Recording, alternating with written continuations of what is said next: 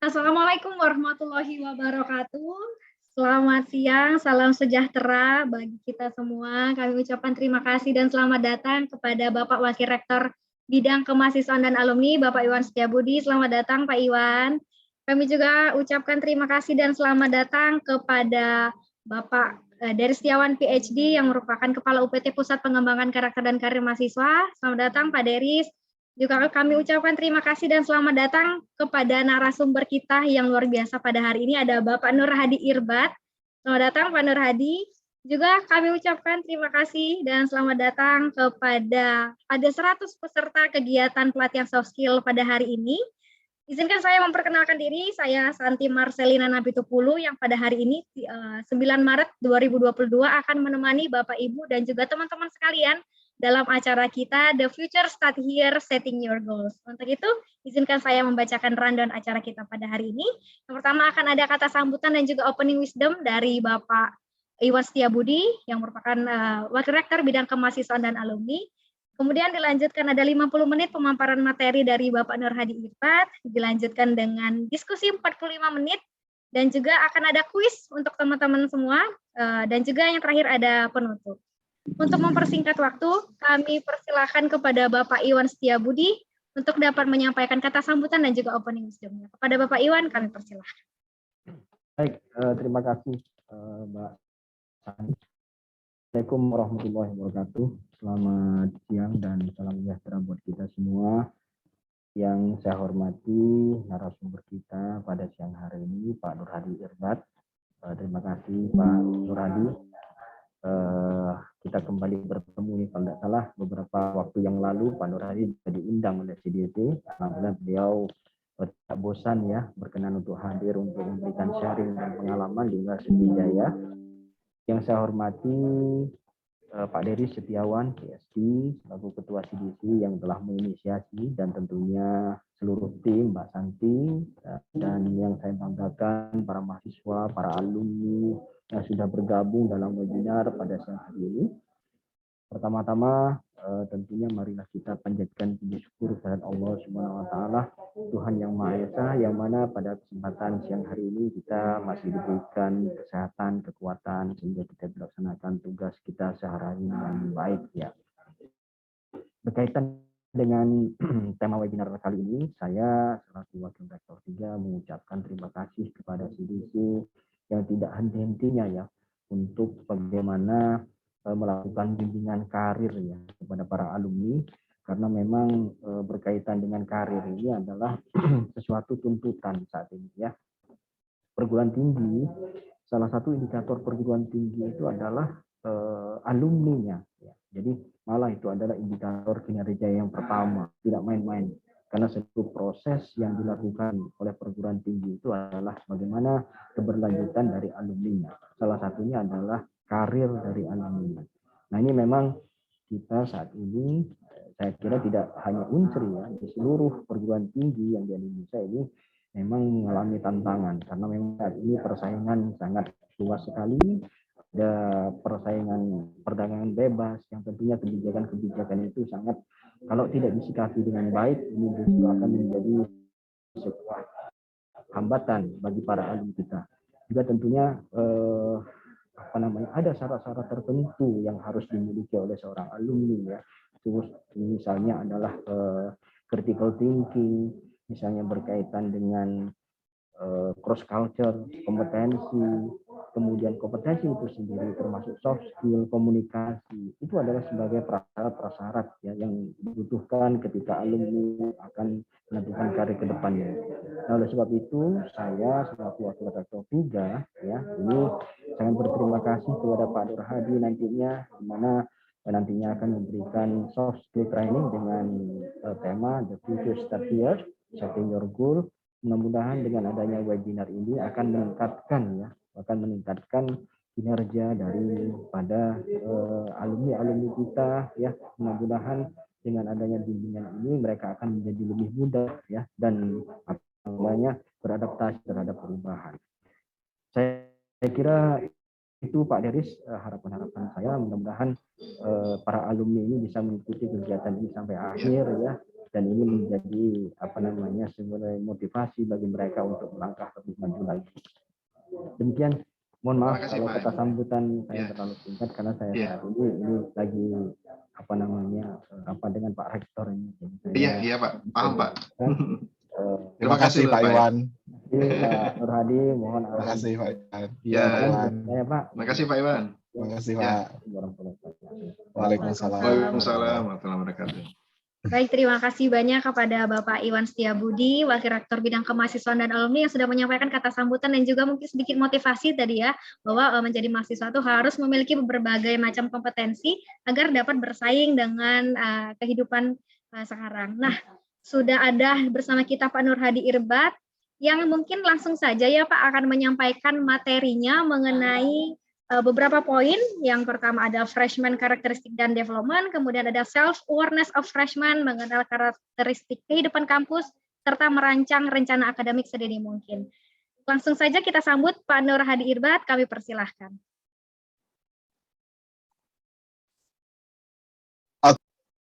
Oke, terima kasih Mbak Santi Marcelina, luar biasa sekali, dan salam hormat saya untuk Pak Iwan Setiabudi dan Mas Dery Setiawan. Kehormatan bagi kami, bagi saya untuk bisa berbagi lagi di Universitas Sriwijaya Palembang. Sekali lagi kita beri aplaus yang meriah untuk CDC Unsri. Ya, oke. Nah, teman-teman, pada siang hari ini mau nanya nih. Tadi makan siangnya apa nih? Udah makan siang atau belum? Bisa tulis di chat nih dari 100 lebih mahasiswa ya yang hadir hari ini. Waduh, udah makan siang belum nih siang hari ini gitu ya? Kalau saya makan siangnya nasi goreng kambing. Waduh, berat ya, Anur. Berat, langsung nasi goreng kambing. Alhamdulillah sama mie ayam. Oke, ada dari Polsri juga ya. Oke, baik. Alhamdulillah sudah Pak. Oke, baik. Nah teman-teman, tolong tulis juga di chat nih sekarang semester berapa sih? Saya pengen tahu nih teman-teman yang hadir ini. Kalau kemarin informasi dari Kak Santi gitu ya, di semester 2 sampai 4. Ini semester berapa ya? Ada yang semester 8, ada yang semester 2. Oke, baik, semester 8, semester 6. Oke, semester 2. Oke. Hari ini kita akan sesuatu hal yang penting banget gitu ya. Future start here, setting your goal gitu ya. Oke, nggak apa-apa. Semester 8 oke, semester 2 oke. Oh, udah ada yang alumni, semester 4. Oke, baik. Nah, teman-teman semuanya, saya mau nanya nih. Ini siang hari ya. Jam 1 nih, krusial banget. Saya mau nanya ada level of energy teman-teman semuanya. Dari 1 sampai 10 deh. 10 itu energinya tinggi banget nih, high gitu ya, tinggi gitu ya. 1 tuh low gitu ya, paling rendah. Teman-teman di angka berapa nih hari ini gitu ya? Siang hari ini level of energy teman-teman mengikuti sesi yang diselenggarakan oleh CDC Unsri di level berapa? Wow, level 9, 8. Waduh, alhamdulillah ya. Luar biasa sekali. Oke, dan sekali lagi kalau kita tadi tepuk tangan untuk CDC Unsri, sekarang kita beri aplaus yang meriah untuk teman-teman semuanya. Oke, sip. Kita akan mulai teman-teman semuanya. Saya ingin pada hari ini, saya akan share screen ya. Saya coba gitu ya, memberikan judul pada hari ini dari apa yang telah di-share di CDC Unsri. Jadi setting the bar high gitu ya. Jadi teman-teman, yang saya tahu adalah teman-teman sekarang ada di semester 2 sampai 4, tapi nggak apa-apa. Ada yang semester 8, teman-teman mesti pada hari ini mulai settingnya itu standarnya itu tinggi begitu. Ya, gitu ya teman-teman semuanya. Kenapa? Karena kiraan kita mau masang standar berapapun gitu ya, itu akan mempengaruhi cara kerja kita gitu ya. Saya pernah Mas Deris gitu ya, pernah adakan training tentang sales nih, jualan begitu ya. Waktunya itu seharian gitu ya, 2 hari, tapi di sesi awal itu para sales itu saya kumpulin gitu ya, ada sekian berapa ya, 10-an orang begitulah. Saya kasih challenge gitu ya, dalam 3 jam silahkan nih, teman-teman mau jualan produk tertentu gitu ya, itu berapa nih dalam 3 jam? Sebagian ada yang nulis 10, sebagian ada yang nulis 5, dan sebagian kecil ada yang nulis 50. Dalam waktu 3 jam gitu ya, dari mulai customer list-nya ditulis gitu ya, terus kemudian langsung dalam 3 jam dia langsung terus setelah makan siang kita evaluasi bareng-bareng. Ada 3 kelompok 5, targetnya 5, 10 sampai yang 50. Yang 5, saya tanya gimana tercapai targetnya. Yang 10 tercapai targetnya, yang 50 nggak tercapai. Yang 50 itu targetnya ada sekian orang itu ada sekitar 40 dia tercapai. Tapi kita lihat nih hasil akhirnya, teman-teman semuanya, menetapkan target 50, 10, dan 5, ini langsung CCTV-nya. Jadi karena ini sesinya untuk pembelajaran, ada CCTV gitu ya. Nah, teman-teman semuanya, kita amati gitu ya, perilaku dari orang-orang peserta yang menetapkan target 5, 10, dan 50. Ternyata yang menetapkan target 50,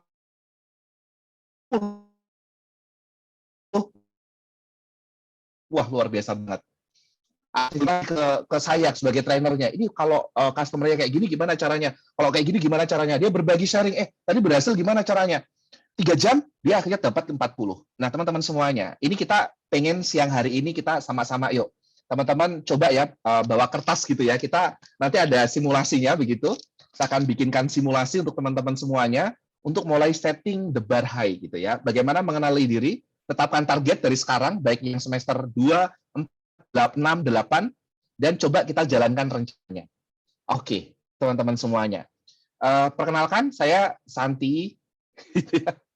Dulu temannya Mbak Santi gitu ketika beberapa tahun yang lalu di Unsri gitu barengan di sana ketika CDC Unsri itu mulai berdiri begitu ya. Dan kebetulan di tahun ini saya diminta di Kampus Merdeka sebagai Wakil Ketua 2 Project Management Office Kampus Merdeka tahun 2022 ini. Nah, teman-teman semuanya, saya akan mulai dari sebuah cerita nih. Jadi ini di negara bagian California, Amerika. Ada sebuah gurun yang namanya Death Valley. Sebentar, saya izin dulu sebentar.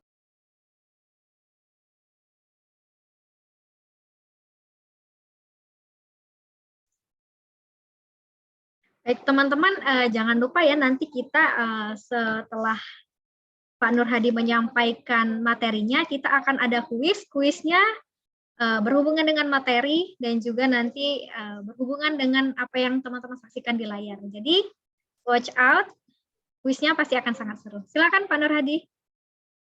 Ya, oke, saya akan mulai lagi ya dari sebuah gurun di bagian California, Amerika, terletak di timur negara bagian Amerika Serikat. Ini tempat dikenal paling panas dan paling kering di seluruh dunia, maka disebutnya Death Valley atau lembah kematian. Di musim panas suhunya itu bisa mencapai 56,7 derajat Celcius. Ya, lembah dengan tingkat elevasi 86 meter bawah permukaan air laut ini jarang sekali terjadi hujan. Bahkan hampir tidak ada tumbuhan yang bertumbuh di Death Valley ini. Maka dari keadaan itulah tempat ini namanya lembah kematian. Nah, kemudian pada suatu saat terjadi hal yang tidak terduga di pertengahan Oktober tahun 2004 tepatnya.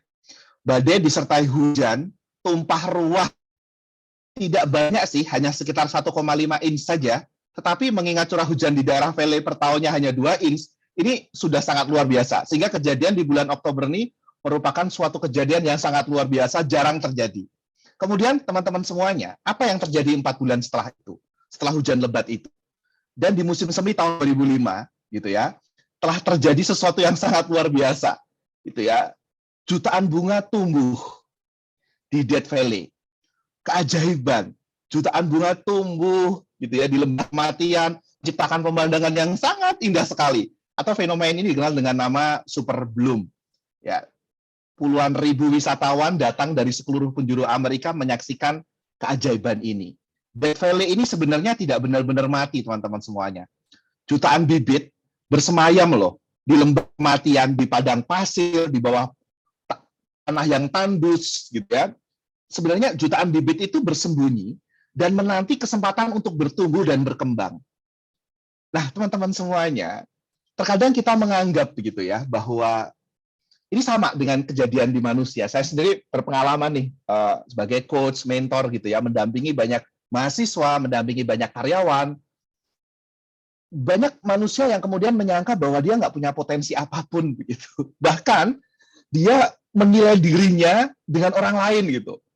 Ya, kata Albert Einstein bilang gitu ya, kalau seekor ikan belajar panjat pohon dan dia menilai bahwa dia lebih bodoh dibanding kera, maka sepanjang hidupnya dia akan bodoh begitu. Nah, teman-teman semuanya, sebenarnya sama. Manusia itu seperti Death Valley ini. Sebenarnya manusia itu nggak ada yang kering. Sebenarnya manusia nggak ada yang nggak punya potensi. Semua manusia diciptakan Tuhan yang Maha Kuasa itu mempunyai potensi.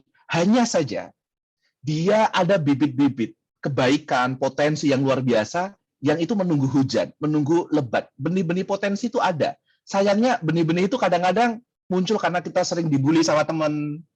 Kadang kita nggak percaya diri, minder gitu ya. Dan kemudian merasa bahwa apa yang kita dapatkan kemudian nggak dihargai, itu kayak padang tandus. Padahal itu benih-benih itu tidak di dalam diri teman-teman semuanya. Tinggal menunggu musim hujan itu tadi teman-teman semuanya. Teman-teman tahu nggak gitu ya bahwa sebenarnya setelah musim hujan itu, ketika musim hujan itu yang terjadi apa teman-teman semuanya? Banyak properti di sekitar situ yang rusak. Begitu juga teman-teman semuanya. Ketika hujan itu kita hadirkan, tantangan itu kita hadirkan, itu memang nggak mudah, memang sakit begitu ya. Ketika kita mau mengoptimalkan peran terbaik kita, itu memang sakit.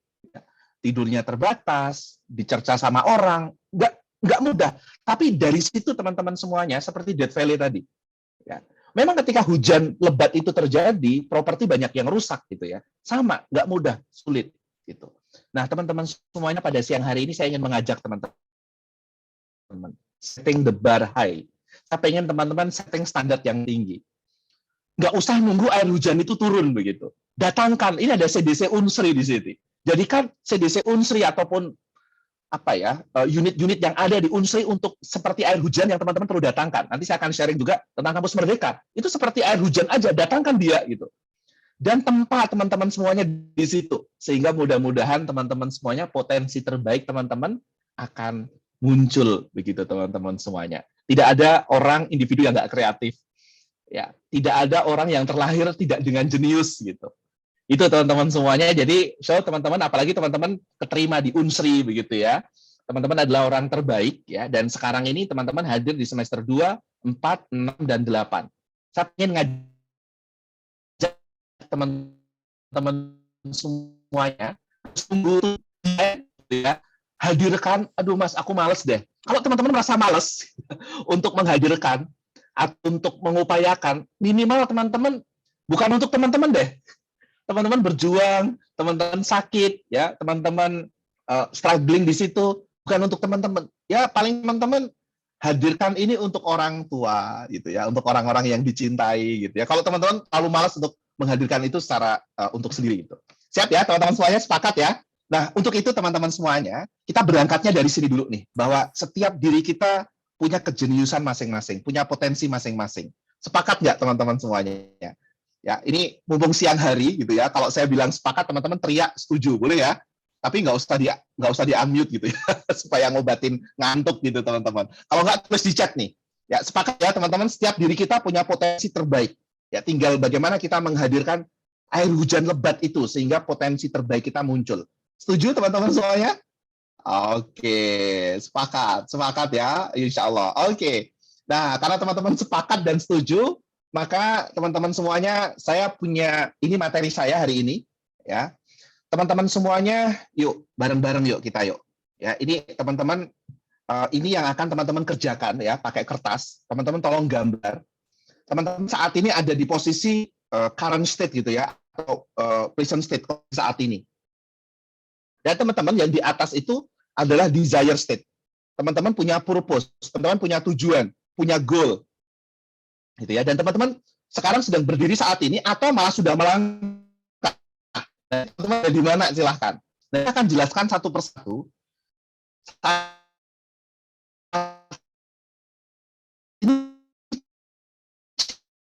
Challenge-nya apa sih? Nah, kita akan tanyakan kepada teman-teman, teman-teman silahkan tulis di chat gitu ya. Challenge-nya apa nih? Sekarang teman-teman itu masuk kategori modern learner, seorang pembelajar yang modern, generasi Z gitu ya. Dan teman-teman setiap diri teman-teman semuanya punya passion, punya potensi, yaitu berangkat dari passion. Nah, teman-teman nanti tolong ditulis purpose-nya apa? Tujuan teman-teman apa sih sebenarnya? Goal-nya apa sih? Gitu.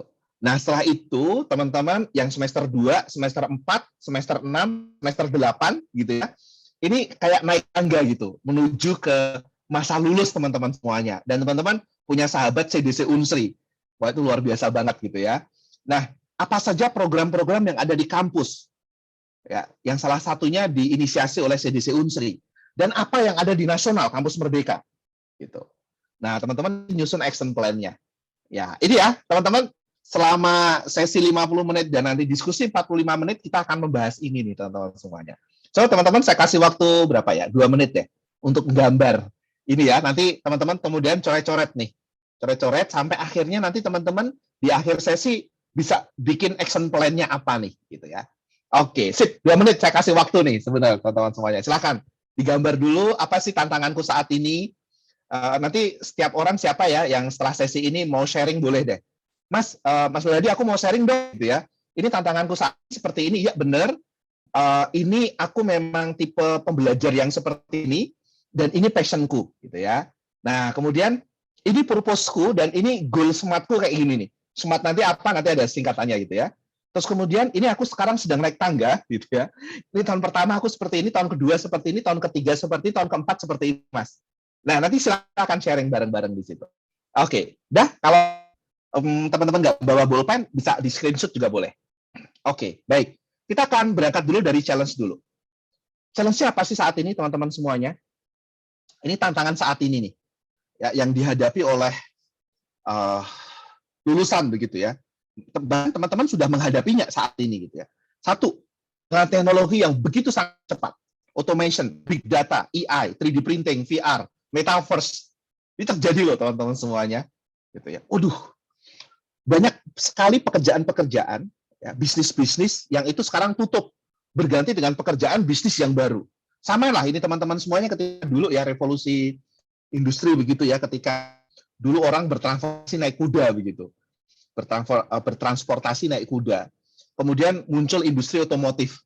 Maka karir bisnis terkait dengan kuda, penyedia pakan kuda, makanan kuda, yang mengolah kotoran kuda, yang membudayakan kuda, contohnya ya, bisnis ataupun pekerjaan itu, ya setelah muncul otomotif, ya banyak berkurang teman-teman semuanya.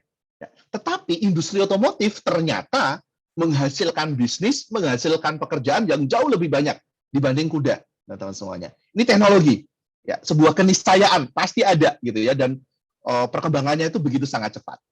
Ya.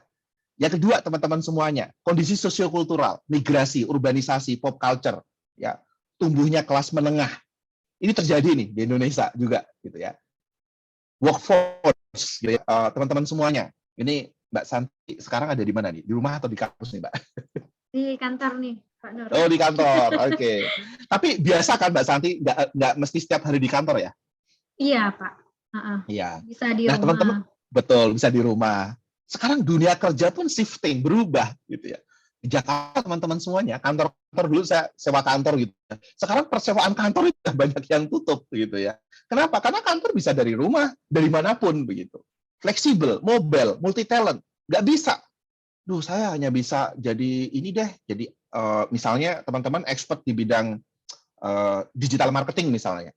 Nggak cukup hanya digital marketing. Mesti belajar leadership gitu ya, belajar manajemen gitu ya. Aku mau belajar finance juga deh gitu, dan seterusnya. Nah, ini teman-teman semuanya, dunia kerja berubah. Dituntut setiap orang menguasai beberapa skill gitu ya, dan melakukan multitasking, mengerjakan beberapa hal begitu. Nggak cuma satu bidang saja gitu. Dan kemudian lingkungan, ya, isu renewable energy. Sekarang industri-industri yang bergerak di renewable energy meningkat begitu ya. Orang mulai sadar. Mungkin diperkirakan 5 tahun lagi pom bensin udah pada tutup, kemudian baterai listrik gitu ya, baterai untuk kendaraan listrik itu di Indomaret, Alfamart gitu. Ini terjadi teman-teman semuanya. Nah, inilah tantangan yang teman-teman mesti hadapi.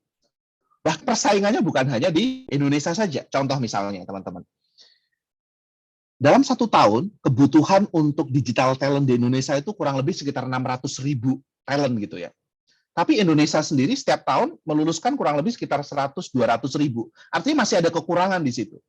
Dan sekarang, gitu ya, migrasi, urbanisasi, pop culture, gitu ya, borderless antar daerah, itu terjadi loh teman-teman semuanya.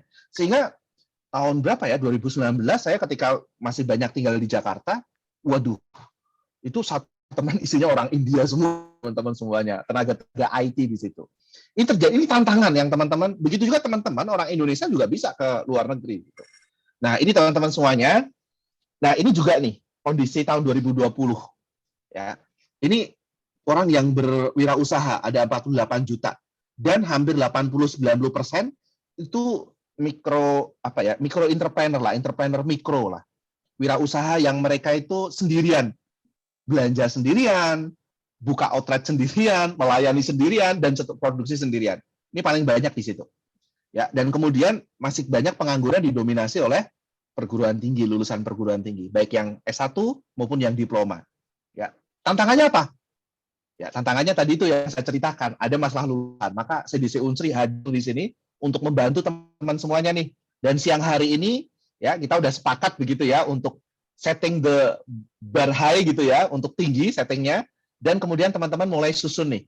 Apa nih? Saat ini juga gitu ya, disusun dalam 1 jam ini, disusun bareng-bareng, nanti ngikutin apa yang saya sampaikan begitu ya, dan kemudian teman-teman mulai susun. Ya, ini yang coba teman-teman mulai mitigasi dari sekarang, terutama teman-teman semester 2, semester 4 nih, gitu ya, sebelum nanti teman-teman lulus. Nah, sekarang kita jelaskan dulu nih dari state ya, dari teman-teman saat ini, gitu. Oke, mungkin saya mau nanya dulu teman-teman punya bayangan nggak nanti setelah lulus itu teman-teman mau apa nih? Coba tulis di chat ya.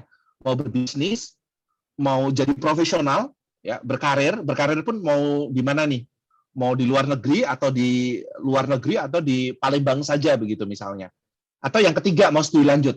Nah, teman-teman tolong tulis di chat nih sebelum kita bahas modern learner. Silahkan.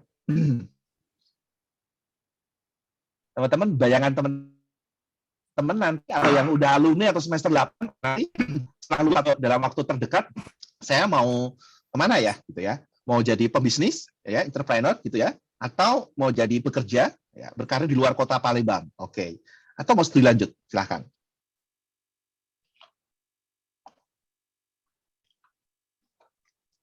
Mau lanjut studi S1. Oh, oke. Terus bekerja di pemerintahan. Oke. Lagi. Berkarir, yes, karir dan lanjut kuliah. Oke. Bekerja di BUMN. Oke, lebih spesifik ya ini ya. Menjadi pekerja Pak sambil buka bisnis. Nice, oke, nggak apa-apa. Berkarir. Oke, berwirausaha. Oke. Nah, ini kondisi teman-teman begitu ya. Dan apa yang akan dihadapi teman-teman ya? Mau nikah juga boleh. Oke. Kak Santi langsung tertawa ya sepertinya. Langsung tersinggung, Pak. Langsung tersinggung ya. Tersinggung atau tersanjung nih?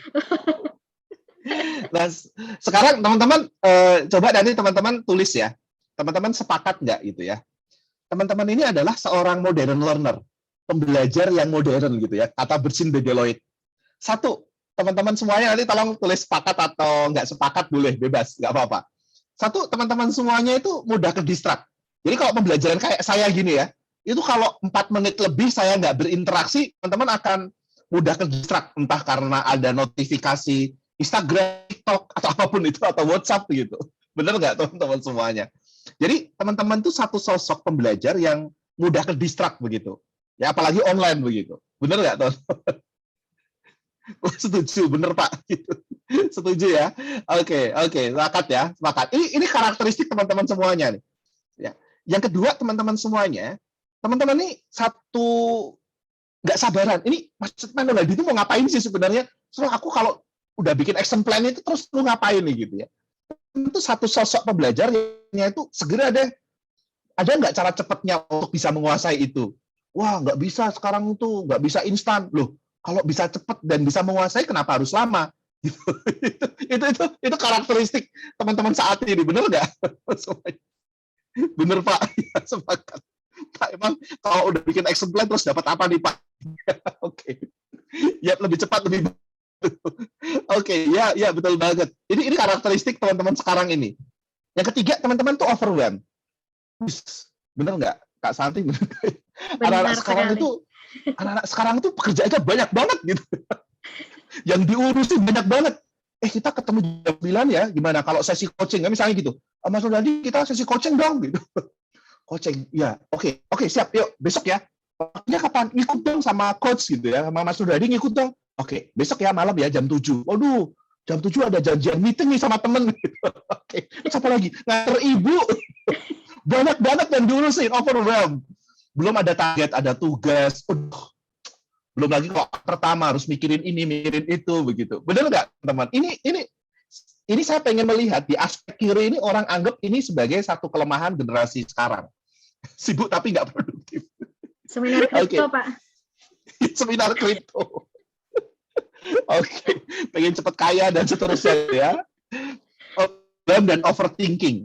Oke, overthinking. Apa sih bedanya overthinking sama gitu ya? Saya cuman supaya teman-teman nanti nggak salah. Overthinking sama orang yang punya visi apa nih bedanya?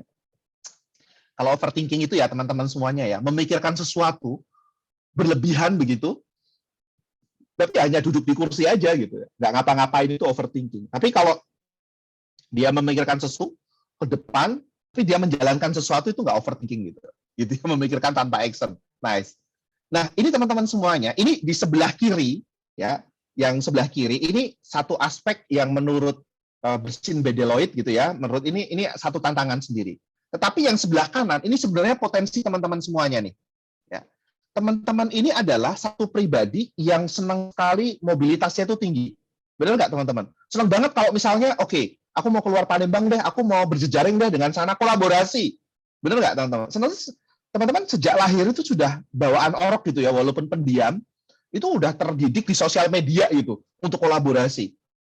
Kan ada istilah itu, istilahnya itu dark syndrome gitu ya. Dark syndrome tuh di sosial media, itu kayak aktif, akrab banget gitu ya. Tapi ketika ketemu offline, itu diem-dieman gitu.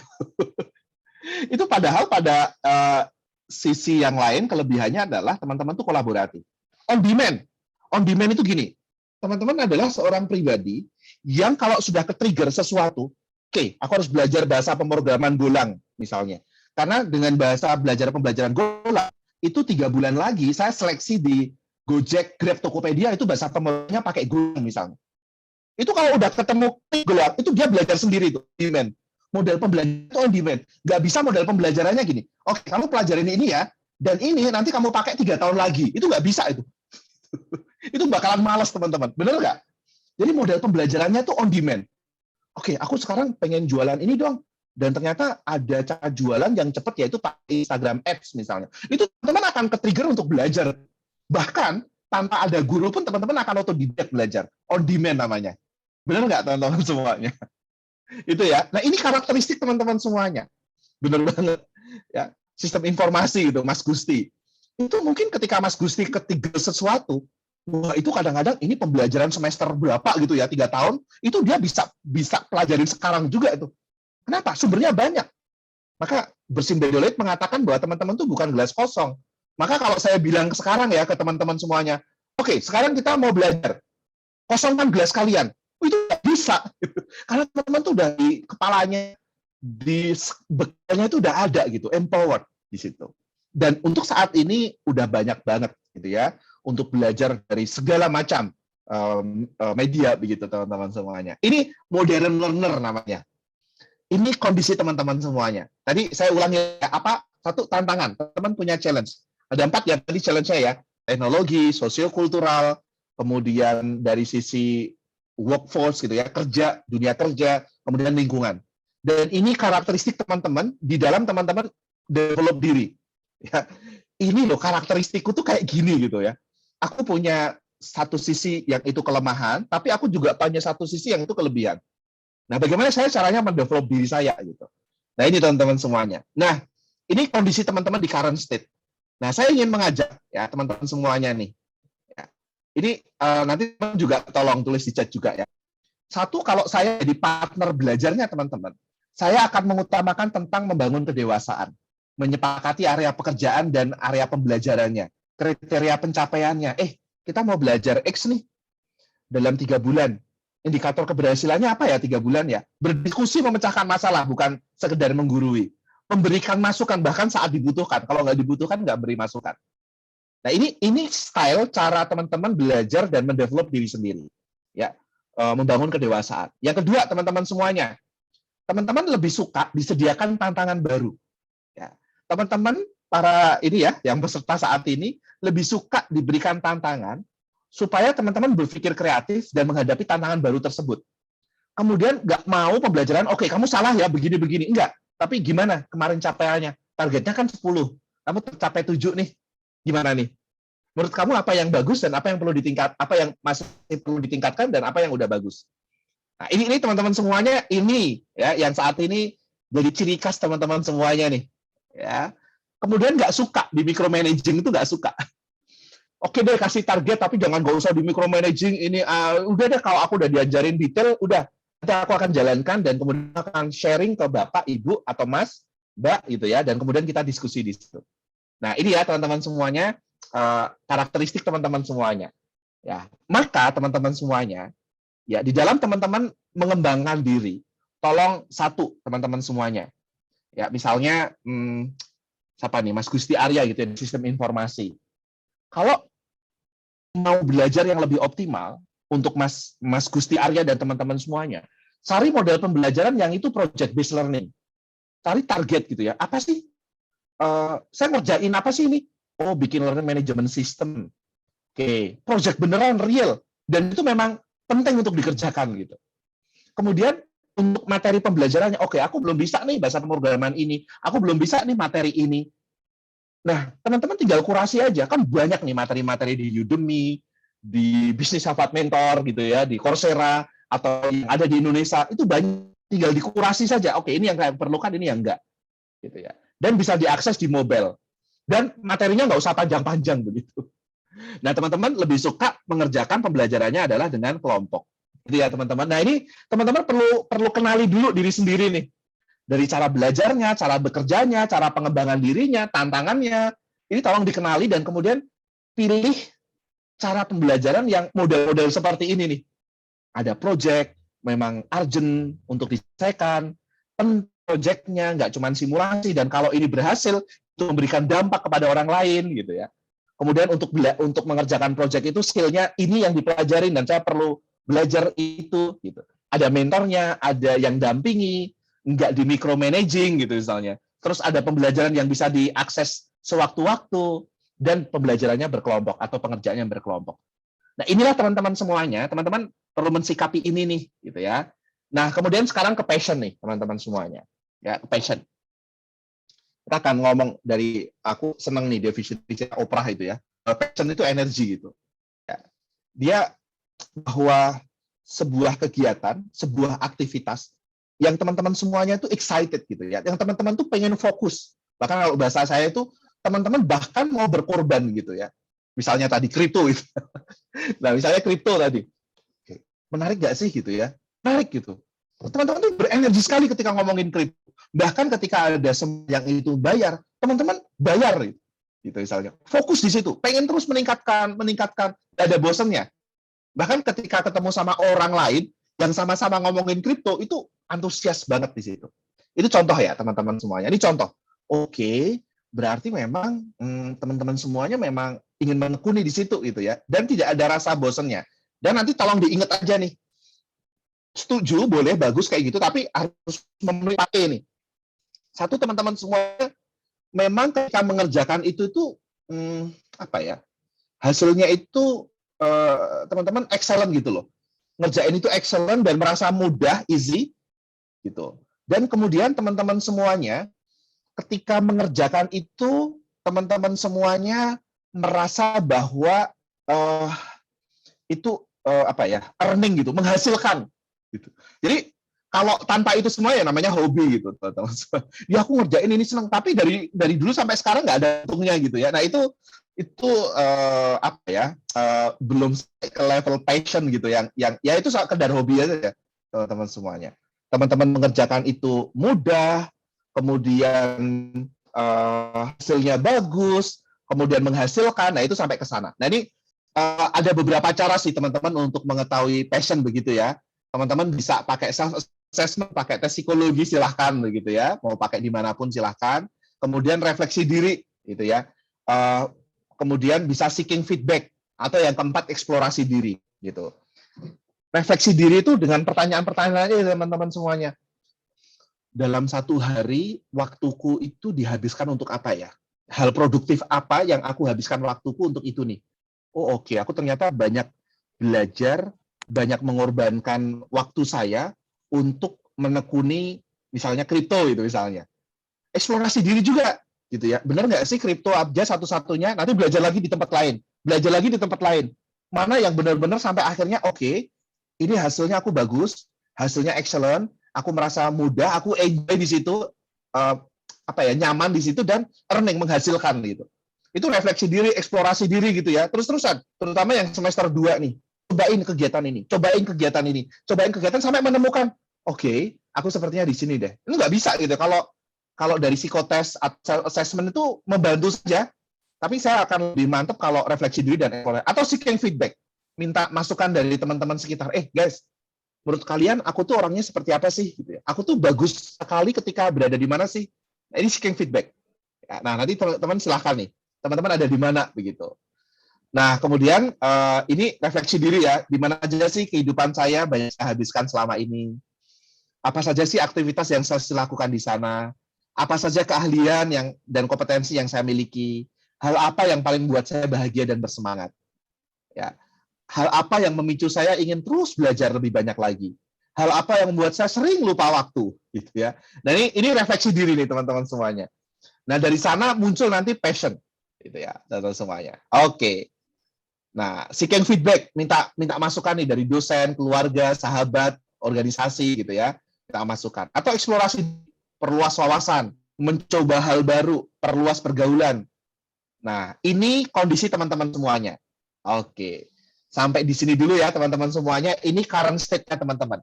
Kondisi saat ini, gitu. Kondisi saat ini. Nah, sekarang saya mau ngajak teman-teman ke purpose, ya. Teman-teman ke purpose, saya akan coba ajak teman-teman ke sini nih. Ya, masih ingat ini ya teman-teman, saya coba share lagi supaya nggak lupa gitu ya teman-teman. Nah, sekarang kita ke purpose nih. Nah, ini ya. Yes. Di sini teman-teman. Nah, sekarang kita akan menuju ke purpose. Kita udah ngobrolin tentang challenge kita saat ini apa saja. Ya. Ini challenge sudah kita pahami. Kita udah mengenal kayak gaya belajar kita, gaya pengembangan diri kita. Kita juga udah mengenal passion kita. Nah, sekarang kita masuk ke sisi yang di sini, purpose dan smart goal. Ya. Nah, teman-teman tolong ya nanti dipetakan dan nanti di akhir sesi teman-teman akan bisa bikin action plan. Oke, kita ingin ngomongin purpose nih. Purpose of life. Apa sih tujuan hidup teman-teman semuanya? Waduh, susah Mas. Hidupnya apa ya? Kenapa teman-teman semuanya? Ini kita coba cek ya di sini ya. Ini ambig-nya di sini nih teman-teman semuanya. Tujuan besarnya di sini. Ini purpose of life nih. Nah, teman-teman pasti memiliki apa nih tujuan hidup saya. Contoh misalnya saya gitu ya.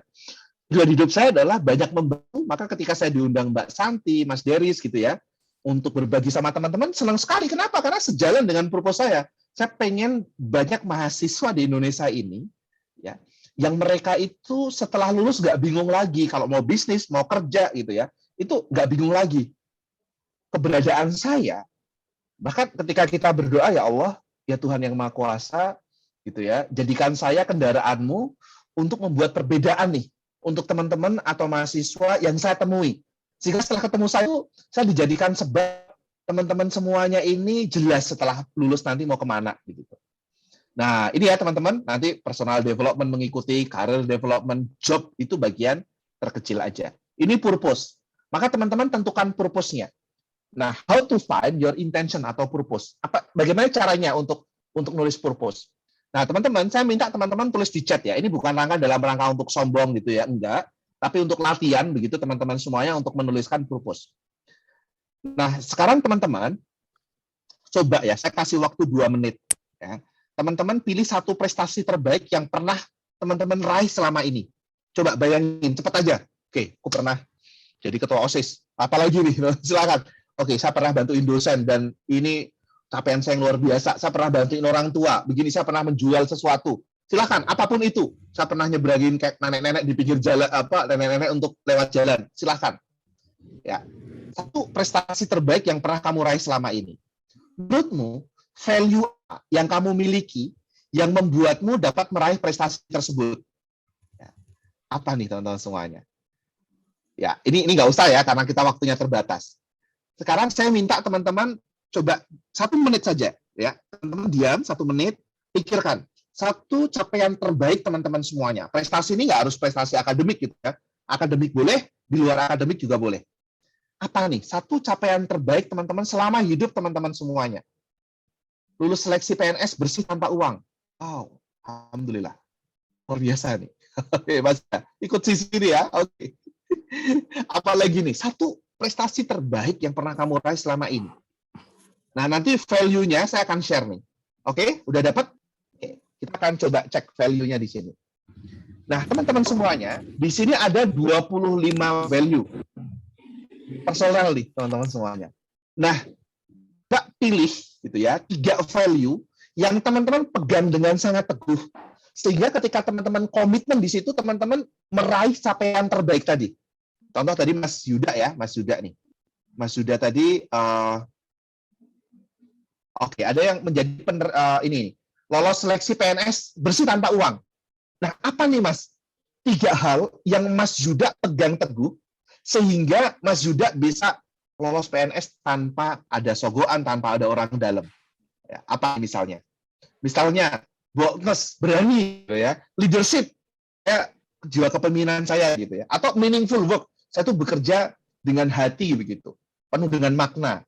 Ya, ini ada lagi nih yang misalnya saya menerima 3 beasiswa. Apa yang bisa membuat kemudian apa yang ada value diri yang ada dalam diri teman-teman semua. Ketika teman-teman pegang itu dengan istiqomah dan konsisten, itu yang terjadi adalah pasca prestasi. Ya, pilih 3 nih teman-teman. Silahkan tulis di chat nih. Apapun itu silahkan tulis di fun, curiosity gitu ya, atau challenge gitu ya. Saya itu orang yang adventure, senang tantangan. Saya itu orang yang fun. Saya orang yang respect, menghargai pendapat orang lain, menghargai orang lain. Achievement, saya selalu tertantang dengan achievement. Nah, teman-teman silahkan tulis di chat 3 value yang teman-teman merasa bahwa itu dominan dalam diri teman-teman semuanya. Silahkan tulis di chat teman-teman semuanya. Oke, pilih ya. 3 saja, nggak usah banyak-banyak. Yes. Silahkan. Terus di chat nih. 3 hal, 3 value diri yang teman-teman miliki gitu ya. Sehingga ketika 3 hal itu teman-teman pegang, jalankan dengan konsisten, yang terjadi adalah keberhasilan, prestasi gitu ya, kebahagiaan, kepuasan diri gitu ya. Nah, ini balance, spirituality, and responsibility. Teamwork, leadership, loyalty. Respect, loyalty, responsibility. Saya yakin di balik value yang teman-teman tulis ini ada cerita di situ ya. Ada yang keterima PNS tanpa ada sogokan uang, ada yang bisa mencapai beasiswa. Nah, ini ya. Oke. Dunia misalnya, the meaningful work, achievement, leadership.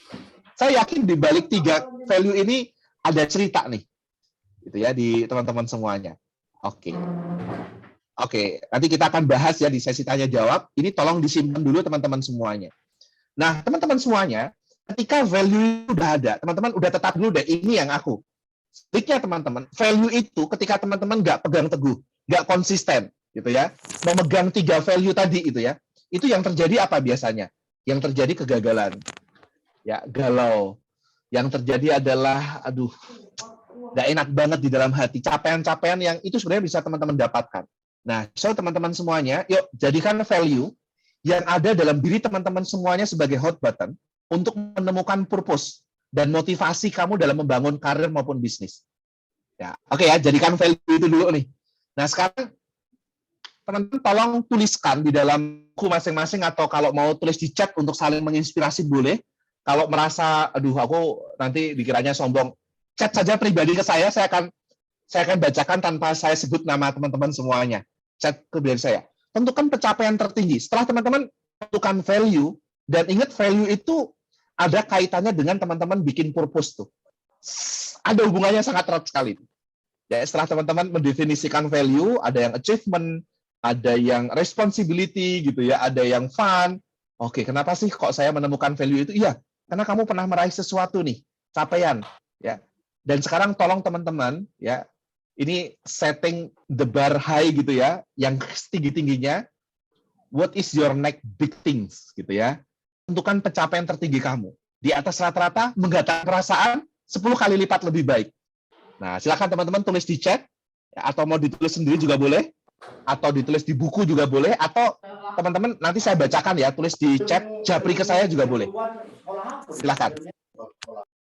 Silakan teman-teman semuanya. Ya, tentukan pencapaian tertinggi kamu.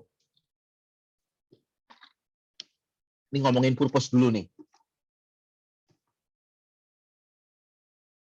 Ya, silahkan teman-teman.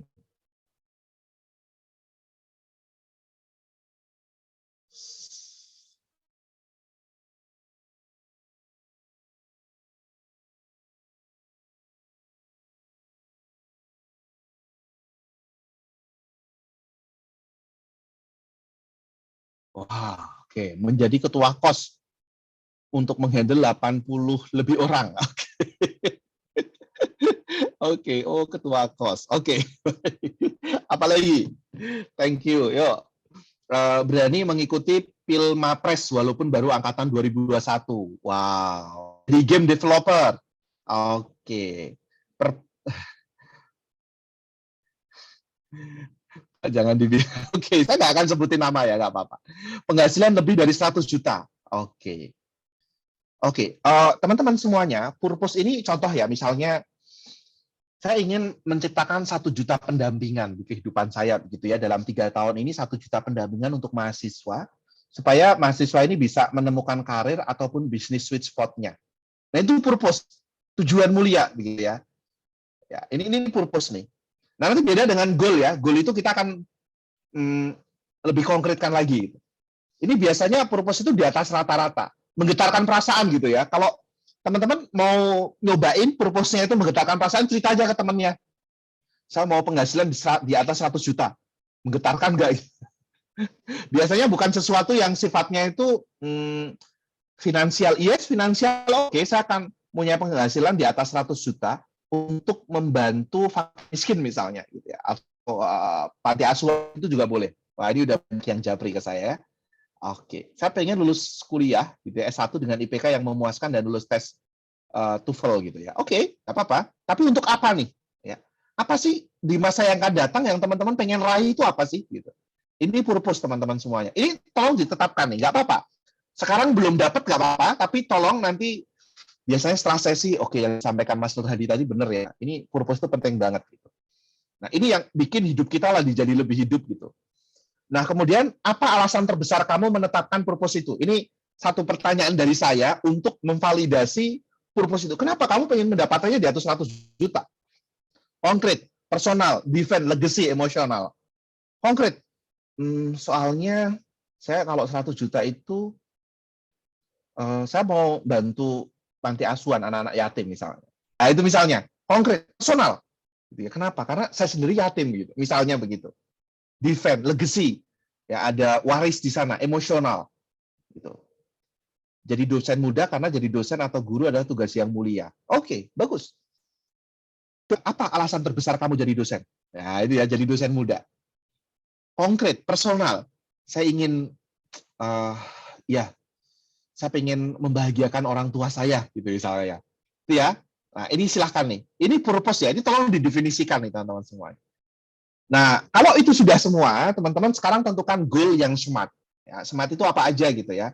Kenapa? Karena tanpa menyalakan keberanian, tanpa teman-teman menetapkan goal yang konkret, maka purpose tadi nggak akan tercapai begitu. Maka purpose itu yang saya pengen mencerdaskan anak desa gitu misalnya. Itu kan purpose gitu. Tapi kalau itu nggak ada keberanian, ignite boldness gitu ya, dipantik keberanian, maka teman-teman semuanya ya itu namanya overthinking gitu. Tapi kalau udah berani untuk menetapkan goal spesifik gitu ya, teman-teman berani untuk action, nah itu baru namanya bukan overthinking. Nah, teman-teman semuanya, kenapa sih kita harus tetapkan tujuan? Satu, supaya kita fokus mengarahkan tindakan dan dapat menentukan prioritas. Nah, bagaimana kita menetapkan SMART goal? Ya, teman-teman semuanya. SMART goal itu apa? Satu, ya SMART gitu ya. Spesifik, batas, jelas dan tidak umum. Ini ya jelas. Oke. Saya pengen memandaikan atau berkontribusi untuk pendidikan di desa. Desa yang mana nih? Spesifik. Oke, saya akan mulai dulu deh dari desa kampung saya deh. Spesifik. Measurable, dapat diukur. Oke. Saya akan mulai dulu di tahun ini untuk 10 anak. Jelas gitu ya. Measurable, diukur. Dapat diukur. Achievable, memungkinkan untuk dicapai. 10 anak mungkin nggak ya? Oh, mungkin, bisa. Aku punya resource ini, punya resource itu. Realistik, masuk akal untuk dicapai. Dan kemudian time base, dalam waktu 1 tahun. Nah, teman-teman tolong tuliskan ini dulu nih. Kalau yang teman-teman semester 2, apa nih? Semester 4, apa nih? Semester 6, apa? Semester 8, apa? Target, gitu ya. Ada purpose, ada goal. Goal itu lebih kita konkretkan lagi nih. Pakai metode SMART ini. Specific, measurable, achievable, realistic, dan time-based.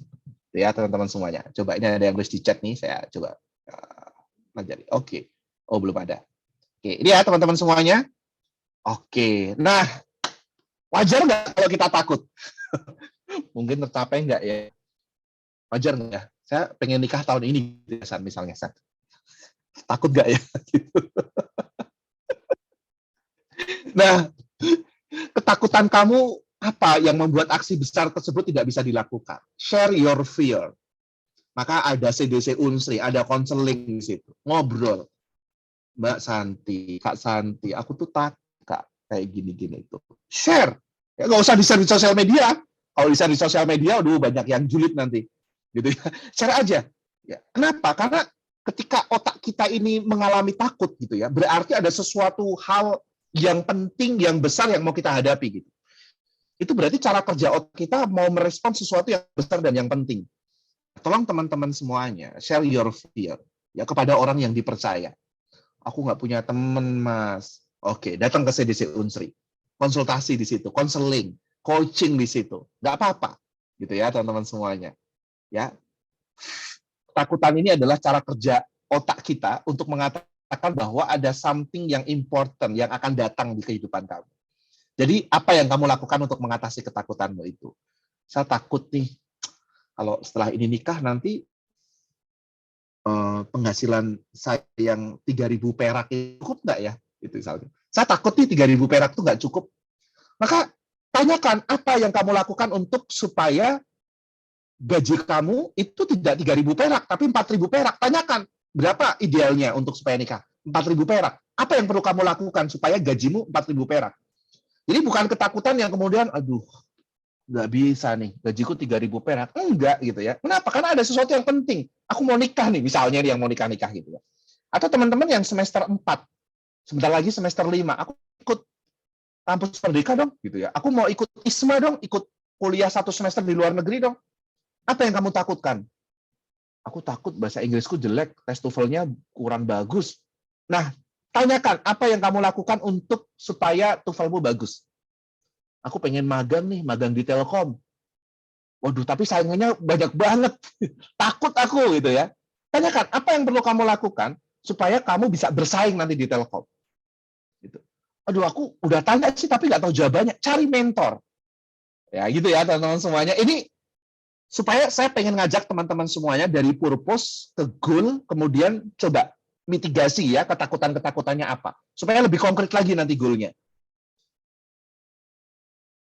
Di poin yang paling atas nih teman-teman semuanya ya, di semuanya saya pengen ngajak teman-teman semuanya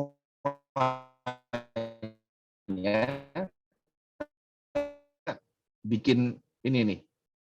Ini challenge-nya sudah ya, tadi udah saya jelasin. Ya, di sini sudah. Ini present state, ini desire state. Ya, ini tujuan gitu ya, desire state. Nah, sekarang apa yang perlu dilakukan supaya intervensi di sini? Program CDC Unsri di Unsri banyak. Ada karir, kewirausahaan banyak. Teman-teman bisa tanya ke Kak Santi. Bisa tanya ke kewirausahaan. Beberapa waktu yang lalu saya juga sharing di Unsri gitu ya, kewirausahaan. Ya. Nah, di kampus apa saja sih kehidupannya? Banyak banget, teman-teman. Beda dengan kuliah begitu ya. Teman-teman banyak pilihan, baik di kampus maupun di luar kampus. Nah, saya akan sharing, ya nanti yang di kampus bisa tanya ke Kak Santi, ke CDC Unsri begitu. Saya akan sharing di kampus Merdeka, yang mana saya juga aktif gitu ya. Saya sebagai wakil ketua Project Management Office di sana. Nah, teman-teman semuanya, kampus Merdeka ada apa saja? Teman-teman semuanya, teman-teman yang S1 begitu ya, atau D4 itu punya pembelajaran itu kan 8 semester, ya 8 semester. Yang mana 1 semester itu teman-teman bisa belajar di program studi lain yang berbeda di kampus asal. Kalau teman-teman di Unsri, orang psikologi misalnya mau belajar IT, tempatnya Mas Deris misalnya, bisa gitu ya. Atau dan yang kedua semester di luar kampus. Jadi kampus Merdeka yang teman-teman perlu ketahui sekarang ini gitu ya. Ada apa saja di kampus Merdeka? Ada magang, studi independen, kampus mengajar, Nah, saya akan coba jelaskan satu persatu nih. Satu, magang. Teman-teman semuanya, di program magang ini, teman-teman semuanya bisa magang semester mulai paling semester 5 begitu ya. Magang 1 semester sampai 2 semester di luar di perusahaan tertentu.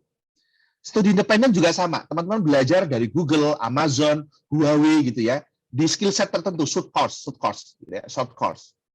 Kemudian ada kampus mengajar, teman-teman dikirim ke SD, SMP untuk mengajar di sana, meningkatkan memorasi, literasi begitu. Pertukaran mahasiswa merdeka, teman-teman dari Unsri belajar ke UGM atau belajar ke ITB, ke UI, 1 semester di situ. Atau yang luar negeri, ada Indonesian International Student Mobility Award sekarang pendaftaran bagi teman-teman yang semester 6 gitu ya, itu bisa daftar sekarang. Atau yang sekarang semester 4, daftar sekarang bisa nggak ya? Ini untuk teman-teman yang nanti di bulan Agustus itu semester 5. Ya, belajar 1 semester di 100 perguruan tinggi terbaik di dunia. Dibiayai semua begitu ya, untuk perjalanannya begitu dibiayai. Atau yang vokasi, ada Indonesian International Student Vocational Mobility Award. Teman-teman belajar 1 semester di politeknik luar negeri. Nah, ini teman-teman semuanya berjalan. Kewirausahaan merdeka, insya Allah juga nanti di bulan Maret akan diumumkan juga, Maret pertengahan atau Maret akhir. Kewirausahaan merdeka, teman-teman belajar 1 semester, didampingi oleh consulting bisnis, coach gitu, mentor bisnis, kemudian oleh business owner di UKM. Ya, teman-teman akan belajar tentang produk, tentang digital marketing, tentang inovasi gitu ya. Tapi teman-teman nggak dibiarkan sendiri gitu. Bikin produk sendiri, pembelajarannya di UKM.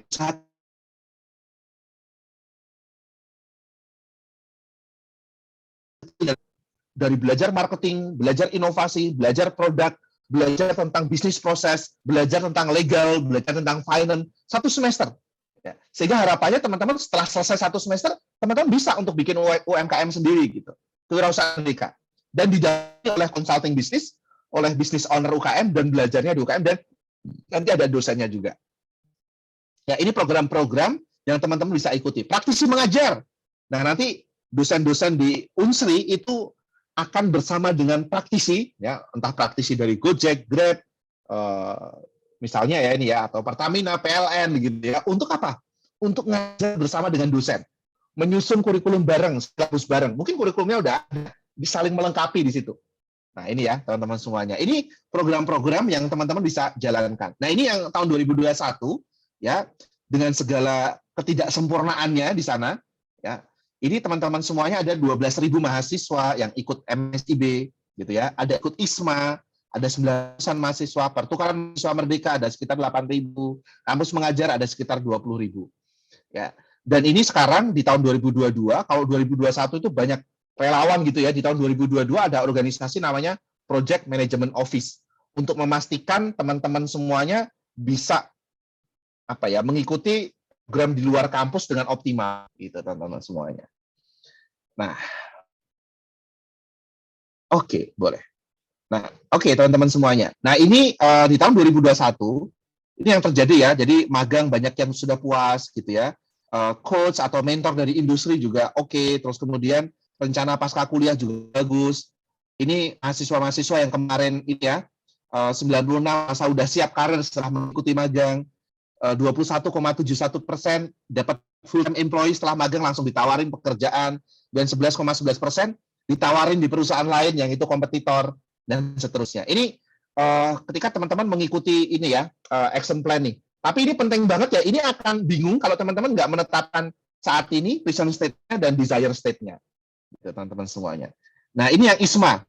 Ya, teman-teman bisa mengalami 1 semester di Amerika, di Inggris, gitu ya, di Eropa, gitu. Nah ini ya, 95% puas. Dan ini pertukaran mahasiswa merdeka, gitu ya. Teman-teman belajar di kampus lain, gitu. Anak Unsri belajar di UGM, atau anak Unsri belajar di ITB, di Uncen, Cendrawasih, atau di Unhas, gitu ya, misalnya nih. Nah, terus kemudian ini tentang ini kampus mengajar. Jadi teman-teman, ini yang dari pendidikan rata-rata, belajar 1 semester mengajar SD dan SMP di sana. Oke, nah ini sekarang action plan ya. Ini penutup, ini action plan. Nah, teman-teman sekarang silahkan dibikin action plan-nya. Tahun pertama mau ngapain aja sih skill yang mau ditingkatkan? Ini contoh ya. Ini contoh nih. Tingkat pertama, saya self management. Bisa nggak sih mengelola emosi, adaptasi? Saya udah belum sih sama kepribadian saya, gaya belajar saya, analisis gap saya, self direction. Gimana sih mengelola waktu gitu ya, dan seterusnya. Apa yang perlu saya lakukan untuk meningkatkan itu? Mata kuliah saya IPK-nya gimana sih? Tahun kedua, saya udah bisa menguasai tentang kerjasama belum sih? Pemecahan masalah belum sih? Organisasi dan seterusnya. Tahun kedua ini dirancang lagi. Tahun ketiga, saya udah mulai jelas belum mau berkarir di mana, gitu ya. Gap-nya apa? Kekurangannya apa? Komunikasi saya tertulis seperti apa, gitu ya. Ini tahun ketiga nih, teman-teman semua. Saya udah ikut studi independen belum? Aku udah kuliah 1 semester di luar kampus nggak? Teman-teman silahkan nih. Yang ketiga, teman-teman karir atau bisnis readiness, kesiapan. Jadi tahun keempat itu harusnya udah konkret. Oke, saya mau keterima di sana, saya mau ngelamar di sana. Kalau yang mau berkarir ya, oke, saya mau bisnis ini, udah jelas nih. Ini ya teman-teman. Ini contoh-contoh saja apa yang perlu teman-teman lakukan action plan-nya tahun pertama, tahun kedua, tahun ketiga, dan tahun keempat. Ini ya action plan-nya teman-teman semuanya. Jadi saya ulangi sekali lagi, ini yang teman-teman perlu apa ya? Metrik ini ya, ini metrik yang teman-teman perlu susun. Ya. Modern Learner Passion Challenge. Challenge-nya apa aja sih? Di sini purpose, goal smart-nya apa? Seberapa penting sih ini? Kalau ini aku nggak dapatkan, apa yang terjadi di kehidupanku sih? Dampaknya apa sih gitu ya? Dan ini juga nih, ya. Ada apa saja sih di Unsri? Ada apa saja sih di kampus Merdeka? Ada apa saja sih di luar kampus? Yang saya bisa belajar di sana, saya punya 2 semester di luar kampus kok. Action plan saya apa nih? Nah, ini ya. Saya udah punya mentor belum untuk bisa menuntun action plan saya ini? Nah, ini ya sekali lagi metriknya, teman-teman nanti dibikin ya, nanti bisa kita review bareng-bareng supaya jadi pembelajaran kita. Sekali lagi, learning is experience. Jadi selama teman-teman kuliah di Unsri 4 tahun begitu ya, atau yang ada yang 3 tahun, ini adalah experience teman-teman semuanya. Nggak cukup di kampus saja. Nggak cukup hanya kampus, terus kos gitu ya, kupu-kupu nggak cukup gitu ya. Nah, teman-teman perlu nih 2 semester belajar di luar kampus, ya, tetapi yang berkualitas. Maka pastikan teman-teman punya dosen, ya, berkonsultasi dengan dosen gitu ya. Cari coach, cari mentor yang bisa mengoptimalkan teman-teman semuanya, bisa menghadirkan experience teman-teman semuanya. Saya kembalikan ke Kak Santi. Assalamualaikum warahmatullahi wabarakatuh. Waalaikumsalam warahmatullahi wabarakatuh. Terima kasih banyak Pak Nur Hadi, luar biasa ya. Banyak sekali nih catatan-catatan saya. Saya juga masih belajar nih, insightful sekali nih materi dari Pak Nur Hadi. Nah, sudah saatnya kita ada di sesi diskusi untuk teman-teman sekalian. Jadi kita diskusinya sampai saja. Kalau teman-teman ada pertanyaan, langsung open mic dan juga langsung bertanya ke Pak Nur Hadi. Kalau misalnya masih malu, boleh bertanya via chat, japri ke Kak Santi ya. Silakan untuk teman-teman yang kalau mau ada yang didiskusikan.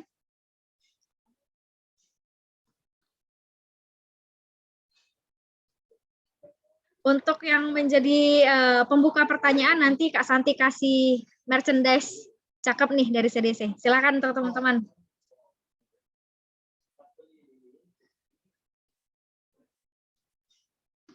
Yang mau ada open mic, silakan nih. Kita buka sesi open mic dulu. Oke, silakan ada Mbak Dini dari Polsri. Silakan Mbak Dini. Baik, terima kasih untuk waktunya, Kak. Saya mau bertanya terkait mungkin lebih kepada kan kita udah ada goals, terus kita susun rencana. Tips dan trik mungkin boleh bagaimana supaya konsisten dalam melakukan rencana-rencana tadi yang sudah disiapkan untuk mencapai tujuan yang mencapai gitu, Kak. Oke, silakan Pak Nur, gimana caranya kita konsisten untuk melakukan, untuk mencapai apa yang sudah kita susun atau sudah kita plan sebelumnya. Oke, menarik nih. Kak Didi boleh nggak simulasi sekalian? Apa nih goalnya nih? Saya mau nanya dulu. Contoh aja. Satu aja. Ya. Saya pengen ini Pak, bisa dapat nilai TOEFL. Oke, nilai TOEFL. Nilai TOEFL 600 dan bisa speaking English. Oke. Bisa pengen dapat TOEFL 600 dan speak English dengan baik ya, Mbak Dini. Betul ya? Oke. Oke. Teman-teman semuanya coba kita cek ya dari goalnya Mbak Dini ini. Bisa ngomong bahasa Inggris dengan bagus dan TOEFL 600. Oke. Dan spesifik belum? Spesifik. Measurable? Measurable. Gitu ya. Bisa dicapai? Insya Allah bisa. Gitu ya. Terukur? Terukur. Achievable? Achievable. Oke. Ini udah clear dulu nih. Smartnya udah dapet. Nah, sekarang saya tanya sama Mbak Dini. Bisa di-unmute Mbak Dini. Mbak Dini, seberapa penting sih itu Mbak Dini untuk Mbak Dini? Kalau menurut saya Pak, dari pengalaman dosen, dari cerita dosen, kemudian dari teman-teman, dan juga dari guru-guru lainnya, dengan bahasa Inggris itu akan bermudah Pak, baik dalam bekerja, kemudian kalau kita mau exchange, pertukaran pelajar, mau membuat mau S2, intinya kalau misalnya kita punya skill bahasa Inggris, mudah-mudahan apapun pekerjaannya, insya Allah akan menjadi. Oke. Mbak Dini, kalau dua target tadi, English speaking, ya, ngomong dalam bahasa Inggris, dan TOEFL 600 itu tidak didapatkan, apa yang terjadi kepada Mbak Dini ini? Kalau saya pengennya cari ini Pak, circle yang bisa membangun Enggak, saya. Kalau itu enggak, kalau itu Mbak Dini, kalau Mbak Dini nggak bisa ngomong bahasa Inggris dan tuhnya nggak 600, apa yang terjadi ke Mbak Dini? Pastinya saya akan mencari jalan keluarnya Pak, akan belajar lagi. Oh, oke. Belajar lagi. Oke, Mbak Dini, kalau Mbak Dini bisa bahasa Inggris, ngomong bahasa Inggris dan TOEFL-nya 600, dalam waktu dekat apa sih yang ingin Mbak Dini lakukan? Yang ingin Mbak Dini raih apa? Mau exchange atau mau apa nih? Kalau itu tidak tercapai, saya mau ini Pak, coba kalau misalnya ada lowongan di BUMN, saya akan coba. Kapan itu kemudian lowongannya? Untuk BUMN Pak, pengennya Pertamina. Sekarang Mbak Dini itu semester berapa sekarang? Semester 4 Pak, saya ambil D3 jurusan. Nah, D3 semester 4 ya. Teman-teman, oke, ini gini Mbak Dini. Satu, ketika tadi teman-teman kan demand ya modelnya itu. Teman-teman tuh modelnya on demand. Kalau targetnya masih 1 tahun lagi mau lolos BUMN, itu nggak kerasa tuh bagi teman-teman. Tapi misalnya gini, 3 bulan lagi itu ada seleksi Pertamina gitu. Dan syaratnya TOEFL 600 dan interviewnya in English gitu. Wah, itu pasti akan dikebut tuh. Pasti teman akan konsisten gitu, akan meraih ke sana. Dan kalau nggak dapat itu, alias masa depan saya nggak cerah nih gitu. Dan saya anak pertama yang mesti menjadi tulang punggung keluarga. Maka teman-teman semuanya, kalau itu dulu tuh yang pertama. Ya, yang pertama teman-teman ciptakan urgenitas dulu nih. Aduh Pak, tapi kan masih 1 tahun nih.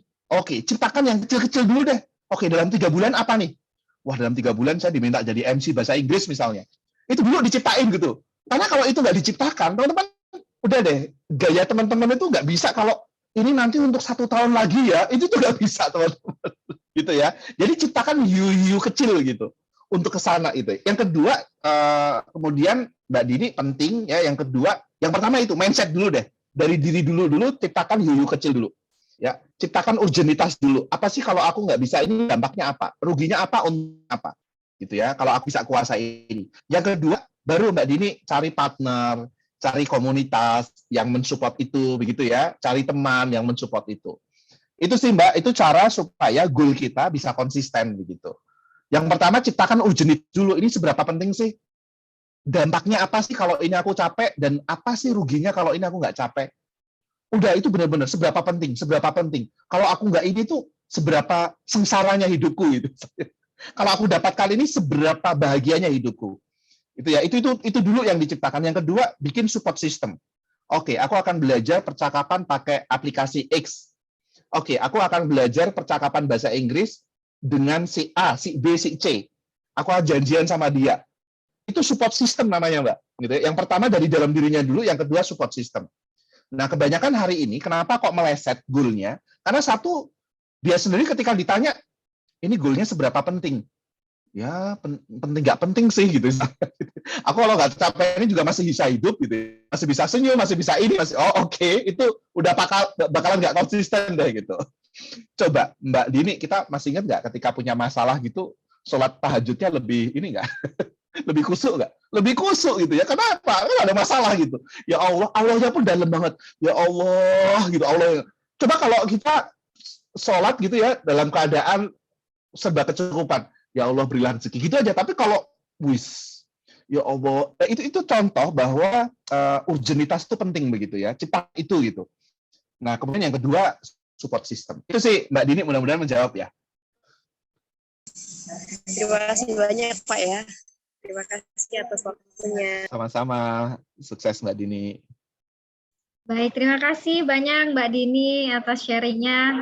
Kita lanjut ke pertanyaan selanjutnya. Kita bacain dulu pertanyaan yang ada di chat. Dari Kak Muhammad Fajri.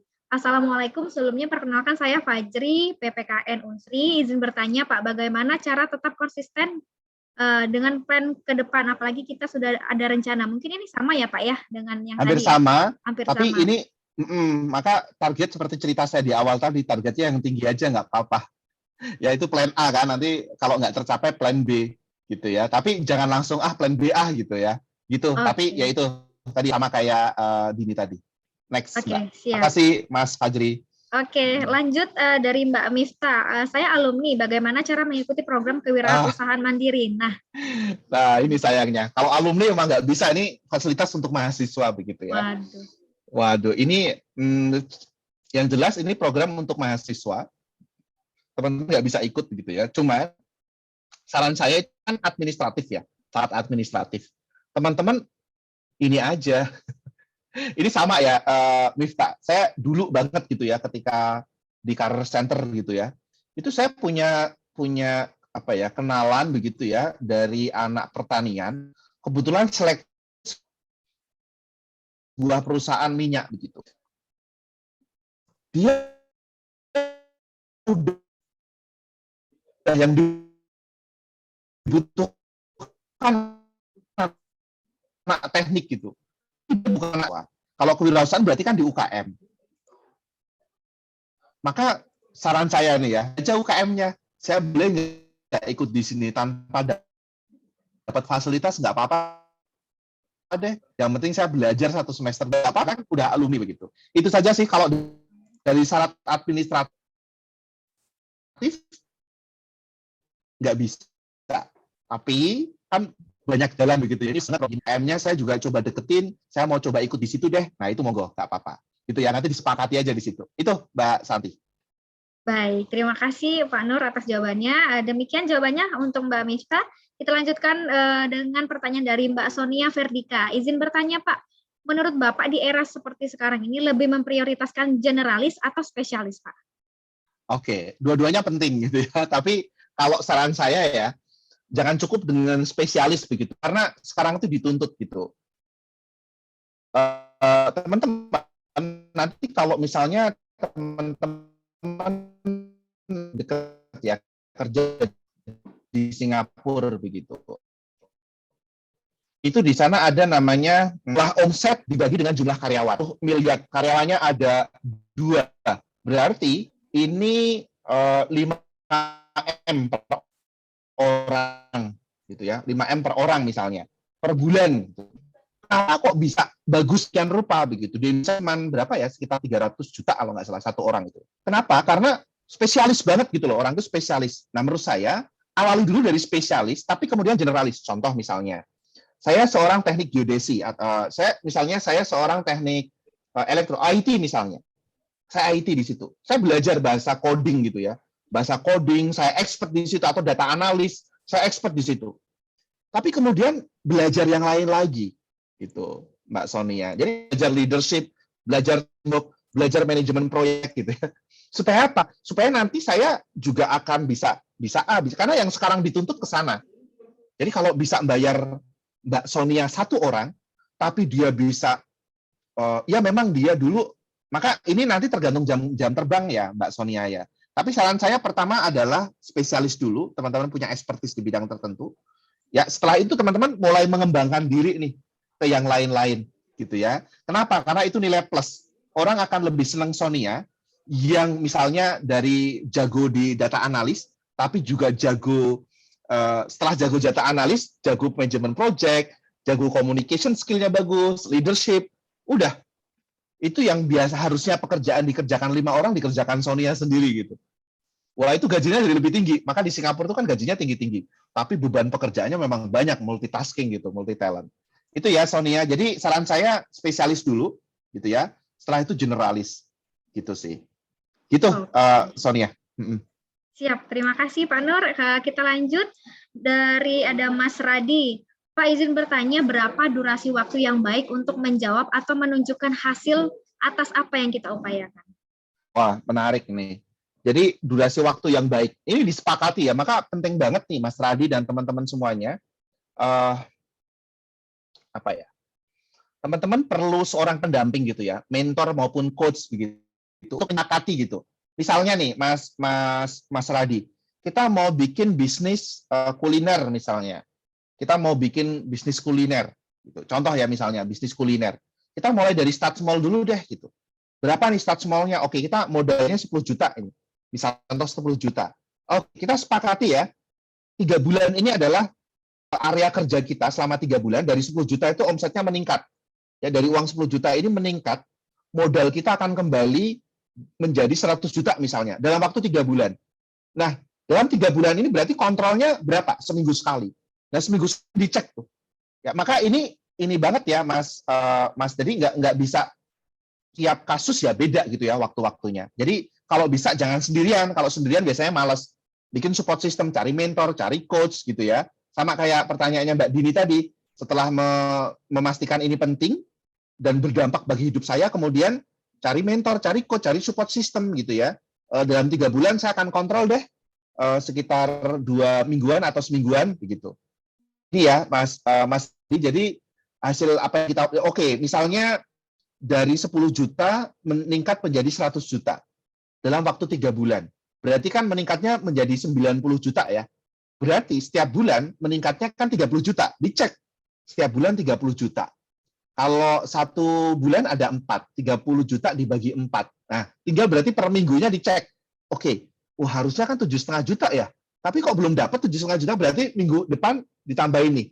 Nah, itu ya. Jadi nanti Mas Radi belajar, saya sarankan untuk belajar OKR. Objektif Key Result gitu ya. Objektifnya apa, key result-nya apa. Nah, key result itu akan didetailkan per minggu atau per 2 minggu atau per bulan. Nah, itu tergantung nih nanti Mas Radi. Mudah-mudahan menjawab ya Mas Radi ya. Oke. Baik, terima kasih Pak. Nah, ini tadi mungkin ada kelanjutan dari Mas Fajri, Sonia. Pak. Oh, dari Sonia. Iya. Oh. Ini pertanyaannya adalah perlu nggak sih mempersiapkan plan B atau alternatif untuk berjaga-jaga? Nah, ini gimana nih Pak perlu. mempersiapkan plan B ini? Ya kalau plan misalnya ya, kalau ini tergantung ya mazhabnya macam-macam. Misalnya plan A saya adalah jadi PNS misalnya, dan plan B saya adalah Plan B saya adalah bisnis gitu ya teman-teman semuanya. Nah, permasalahannya adalah kalau nanti bro ya nanti bareng ada sesi khusus misalnya sama saya gitu ya Fajri ya. Saya akan pilih dulu plan A-nya yang jadi PNS atau plan B-nya yang jadi wirausaha nih. Kan teman-teman akan mengerahkan seluruh energi gitu ya untuk mencapai plan A-nya dulu begitu. Baru ke plan B-nya. Nah, ini kalau targetnya memang dua-duanya beda begitu. Atau sebenarnya ini sih plan A saya jadi PNS, plan B saya jadi bisnis. Berarti harus energinya dikerahin dong, karena ini 2 hal yang beda. Beda dengan tadi tuh. Plan A saya adalah saya bisa menjual produk saya ini 100 per minggu. Plan B saya adalah bisa menjual produk saya ini 60 misalnya. Nah, ini masih bisa dikerahkan 1 begitu ya. Tapi kalau plan A-nya jadi PNS, plan B-nya jadi bisnismen. Nah, ini kan berarti Mas Fajri harus mengerahkan energi untuk keduanya kan. Dan pasti akan lebih banyak ke plan A-nya gitu ya.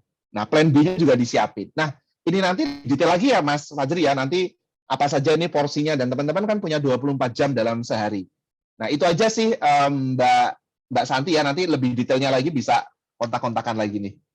Oke, berarti ada sesi selanjutnya ya Pak ya, Iya. series makin ke depannya. Oke, siap. Dari Mbak Mifhatul, menurut Bapak persiapan apa sih yang perlu dilakukan dalam menghadapi era sekarang ini dalam mencari kerja? Gimana nih Pak? Persiapan apa saja ya yang perlu dilakukan gitu ya. Nah, kalau persiapannya ya itu tadi, Mbak, untuk kita bisa lagi pakai cara-cara biasa begitu ya. Maka ya persiapannya sejak kuliah ini. Tahun pertama ngapain, tahun kedua ngapain, tahun ketiga ngapain. Jadi kembali lagi ke sini, teman-teman semuanya. Ya, kembali lagi ke sini nih. Yang perlu dilakukan ini nih. Nah, ini nih. Ya, assess diri sendiri dulu. Ya, current state saya di mana sih? Desire state saya mana sih? Pekerjaan mana sih yang saya mau capai? Gitu ya. Nah, sekarang saya berdiri di tahun berapa nih? Apakah tahun pertama, apakah tahun kedua, tahun ketiga, tahun keempat? Gap antara saya saat ini dengan yang ingin saya capai, ada gap berapa sih? Apanya sih misalnya tadi ya, Dini bilang misalnya, TOEFL saya sekarang 400, padahal targetnya 600. Berarti apa yang perlu saya lakukan? Percakapan bahasa Inggris saya kurang bagus, kurang advance nih. Sekarang kondisi saya ada di sini nih levelnya. Berarti ini apa yang perlu saya lakukan? Nah ini maka tergantung banget nih, Mbak. Desire state atau tujuannya itu apa nih? Yang ingin dicapai setelah lulus apa? Maka dan sekarang berdirinya di tahun berapa nih? Nah ini kembali ke sini ya. Nah tetapi untuk ke sana saya pengen ngajak teman-teman dulu nih. Ya misalnya saya pengen jadi PNS. Berapa penting sih? Ya PNS itu apa sih dampaknya kalau itu diraih? Apa sih dampaknya kalau itu nggak teraih? Gitu. Terus sekarang kondisinya ada di mana? Ya selalu ini present state ya, present state. Kondisi saat ini. Ini desire state. Ya, desire state. Kondisi yang diinginkan. Nah, intervensinya apa? Tadi saya sudah kasih alternatif, Kampus Merdeka salah satunya untuk mempersiapkan ke sana. Itu sih Mbak Tati ya. Nanti lebih detailnya mungkin lebih bisa didetailkan. Saya pengen setelah lulus pengen masuk ke Pusri misalnya, ya Pupuk Sriwijaya. Maka apa yang perlu saya lakukan untuk bisa masuk ke Pusri? Nah, kan itu lebih detail lagi nanti. Oh, di Pusri itu ternyata tesnya ada 10 tahapan. Nah, tahapannya itu membutuhkan skill atau knowledge yang seperti ini. Nah, sekarang saya itu di level itu baru level 4, padahal yang diinginkan level 7. Berarti masih ada gap 3. Apa yang perlu saya lakukan? Masih ada waktu nih. Nah, kayak gitu ya, itu dari action plan nantinya. Gitu, Mbak. Oke, baik. Wah, ini masih ada beberapa pertanyaan, nggak apa-apa ya, Pak ya? Langsung kita Gak jawab apa-apa. aja. Ya. Oke. Nah, mungkin karena Bapak sebagai business coach juga, ini ada yang bertanya dari Mudrika Hajaj. Izin bertanya Pak, untuk zaman sekarang ini banyak sekali nih ngomongin invest dan saham. Nah, untuk melakukan persiapan dan memulainya nih gimana menurut Bapak? Ini menarik ya, dan Mas Mudrika saya terus terang belum main ke invest dan saham gitu. Saya main ke saham, tapi sahamnya nggak yang di bursa efek gitu ya. Saya masih pembisnis yang konvensional begitu Mas. Untuk investasi dan saham, saya invest, tapi saya modelnya begini. Jadi 1 tahun tuh saya buka kelas untuk anak-anak muda begitu ya. Tapi tahun ini belum sempat gitu. Tahun-tahun sebelumnya saya buka kelas, dan setiap buka kelas itu dari mindset sampai ke omset. Jadi selama 5 bulan itu launching bisnis gitu. Nah, nanti ketika launching bisnis itu saya tertarik di bisnis tertentu. Maka saya invest di situ. Contoh ya, beberapa tahun yang lalu begitu ya. Ini salah satu contoh invest saya yang lumayan berhasil begitu. Nah, ini ada produk kayak gini ya, teman-teman. Ini salah satu anak muda yang saya dampingi, dan kemudian bagus. Ya, bisnisnya namanya estimator.id. Ini ya, sebentar. Nah, ini. Dia jasa perencanaan anggaran biaya. Nah, saya invest di sini, Mas. Saya invest di sini dan saya punya saham di sini. Gitu ya. Bentar. Nah, ini. Jadi sekarang ini teman-teman semuanya, ini ya. Agak ngebug. Nah, ini ada 16.000, hampir 17.000 estimator, udah ada 9.000 proyek yang dikerjakan di sini. Nah, ini saya mendampingi dia dari riset customer gitu ya, mendesain produknya sampai ke marketingnya. Nah, saya tertarik untuk invest gitu ya. Nah, saya Mas Miftahul, Mas Hajat gitu ya, Mas Mudrika Hajat, saya bermainnya kayak gitu tuh, investasi dan saham. Jadi saya benar-benar lihat bisnis real, kemudian saya invest di situ. Tapi kalau yang bermain kayak di mana ya, Binomo udah ketangkep ya, berarti itu bukan ya, Binomo itu judi gitu ya. Ilegal ya Pak. Legal gitu ya. Nah, yang model-model kayak apa ya, kadang-kadang ditawarin juga sih Mas, ayo Pak tanam 100 juta nanti untuk ini untuk itu gitu. Saya masih belum berani main ke sana Mas, dan belum banyak ilmu yang menuju ke sana, mungkin bisa belajar tempat lain gitu ya, yang orang lain lebih ini. Tapi saya modalnya itu invest dan saham ke real bisnis yang saya sendiri tahu begitu. Kalau nggak tahu saya nggak mau begitu. Gitu Mbak Mas Mudrika ya, mudah-mudahan menjawab nih Mas. Oke.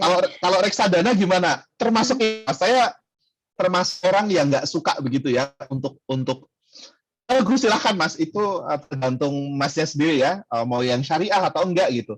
Tapi saya akan lebih senang kalau nyimpen duit itu untuk diputer sih Mas. Untuk konkret bisnis begitu ya. Saya masih belum belum terlibat jauh atau belum jajaki secara dalam tentang reksadana, tentang investasi emas dan seterusnya, itu belum tuh. Dan masih belum pede untuk main di situ Mas. Tapi saya lebih senang, lebih pede mainnya di bisnis-bisnis real yang saya ikuti, saya bisa analisa begitu ya. Dan sepertinya hidup saya lebih tenang dengan begitu. Oke. Ini berarti disesuaikan ya Pak ya. Iya. Kalau ilmunya mungkin sudah cukup, berani, bisa dicoba seperti itu. Silahkan. Ya, tapi yang jelas harus belajar ya. Kalau tanpa ilmu, tanpa belajar, itu hati-hati. Hindari gambling gitu ya. Oh, udah deh sekarang yakin aja deh gitu ya. Itu sayang banget, dan pelajarin banget tuh pihak-pihak yang memang menawarkan. Intinya kalau dalam bisnis tuh nggak ada sesuatu yang mudah gitu ya. Jadi memang perlu usaha begitu. Hati-hati yang menjanjikan sesuatu yang mudah, uangnya banyak ya. Kalau kayak gitu sih memang banyak yang mau kan begitu ya. Gitu sih. Biasanya yang gitu. easy to be true itu perlu dipertanyakan gitu Pak ya. Iya, betul. Oke. Dari Mbak Rizka Trianggara, izin bertanya Pak, bagaimana jika kalau kita mempunyai dua tujuan, bagaimana menurut Bapak untuk mencapai dua tujuan itu dan membagi waktu? Dan cara mencapainya agar atau kita bisa fokus satu tujuan saja? Ya, kalau purpose ini kan gede ya biasanya ya. Maka ini yang perlu selesai dulu nih Mbak Rizka gitu ya. Purpose, tujuan besar gitu ya. Purpose itu memang sesuatu yang legacy gitu ya, sesuatu yang besar gitu. Misalnya bantu petani di desa gitu, itu purpose tuh.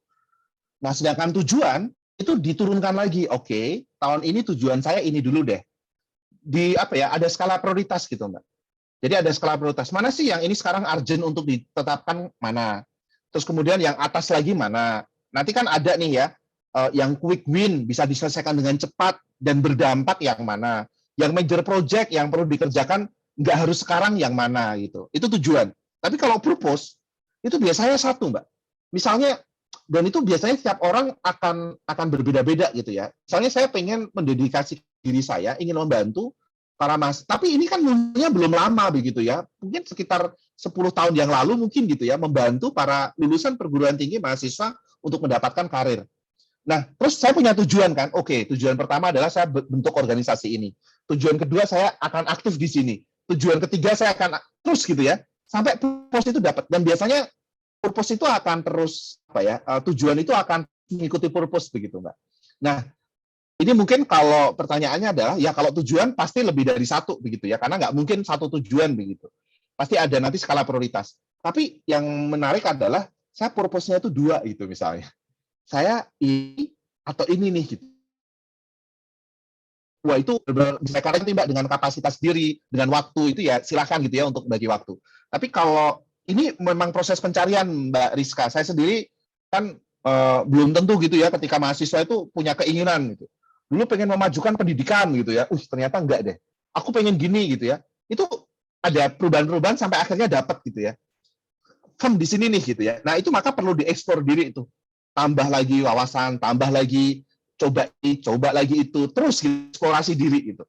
Itu sih Mbak Rizka, mudah menjawab ya Mbak Rizka ya. Baik. Mungkin kita ke pertanyaan terakhir ya Pak ya, dari pendidikan sejarah ada Mas Marlin. Izin bertanya Pak, tadi Bapak menyampaikan bahwa mencapai tujuan yang kita punya adalah hal yang penting, adalah urgensi atau goal yang perlu dicapai itu jangan masih lama, seperti 1 tahun. Akan tetapi yang lebih dekat, misalnya 3 bulan. Nah, bagaimana Pak untuk suatu tujuan yang memang perlu konsistensi di awal sampai akhir, sehingga tujuan tersebut Ya, dapat tercapai? baik. Ini mungkin Mas Marlin perlu dibedakan antara purpose dengan tujuan gitu ya. Ya, purpose itu yang tadi itu. Dan itu biasanya konsisten begitu. Dan nggak mungkin kan, misalnya saya punya purpose untuk melakukan pendampingan 1 juta mahasiswa dalam hal karir dan bisnis. Kan nggak mungkin 3 bulan selesai gitu. Itu purpose tuh Mas namanya. Sesuatu yang akan menjadi trigger kita untuk meraih gitu ya. Oh, ke sana nih. Oh, aku pengennya ke sana nih. Oh iya nih, ini kayak gini nih. Nah, kemudian tujuan nih. Oke. Kalau 1 juta pendampingan, misalnya tadi ya, misalnya, aku perlu mendatangkan perusahaan-perusahaan dari Amerika. Nah, bahasa Inggris saya perlu bagus nih. Nah, ciptakan itu, Mas. Itu tujuan-tujuan itu. Tujuan-tujuan itu small step gitu ya. Baby step yang perlu dilakukan untuk mencapai purpose gitu. Maka tadi saya sampaikan di sini nih, Mas. Ini ya bedanya ya. Nanti teman-teman akan pelan-pelan akan membedakan begitu di sini ini. Nah, ini sebentar di sini. Nah, ini nih. Ini kita menyebutnya perspektif pengembangan diri.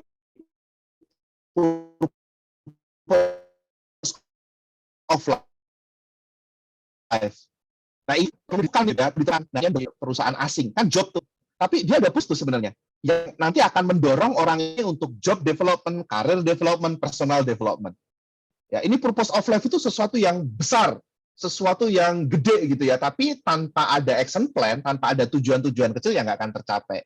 Nah, ini contoh ya bahwa ini mungkin Marlin perlu dibedakan nih mana tujuan, mana yang purpose begitu. Nah, untuk tujuan ya kan saya pengen nih 1 juta pendampingan atau saya pengen nih memberikan dampak kepada 1.000 anak desa begitu di dalam pendidikan sehingga mereka bisa sekolah gitu misalnya. Oke, 1.000 ini kan lama gitu ya. Itu purpose tuh Mas. Purpose gitu ya, purpose. Nah, tujuannya gimana nih tujuannya? Oke, aku harus ciptakan funding dulu nih gitu ya. Ciptakan uang orang yang mau berkontribusi di situ gitu misalnya. Nah, ini tujuan nih. Seberapa penting sih? Nah, nanti tinggal tanya, penting nggak sih dana? Ya penting. Kalau ini nggak tercapai gimana? Ya nggak tercapai purpose saya gitu ya. Purpose ini nanti lebih cenderung juga ke yang lebih tinggi ya Mas ya. Itu kayak bagi yang yakin kepada Tuhan gitu ya. Ini ibadah saya nih. Bahwa saya 1.000 anak desa yang bisa sekolah itu adalah sarana saya menjadi orang yang terbaik memberikan manfaat kepada orang lain. Itu purpose. Nah, kalau saya tidak melakukan tujuan yang pertama, menggali donatur, apa nih ruginya? Apa untungnya? Apa dampaknya kalau ini nggak tercapai? Nah, itu Mas. Itu yang tadi saya maksud urgensi atau goal-nya yang perlu didefinisikan lagi.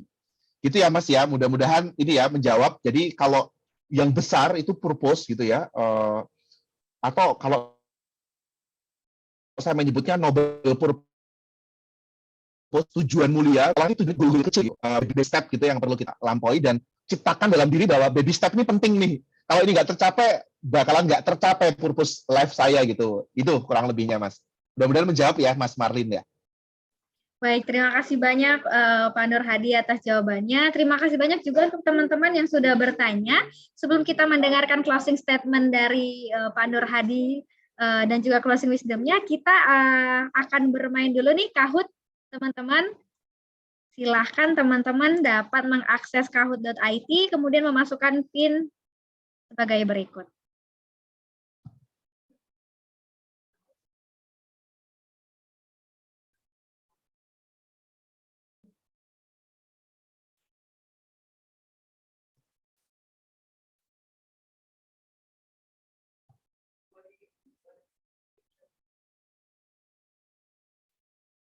Silakan teman-teman, kita bermain sebentar nih.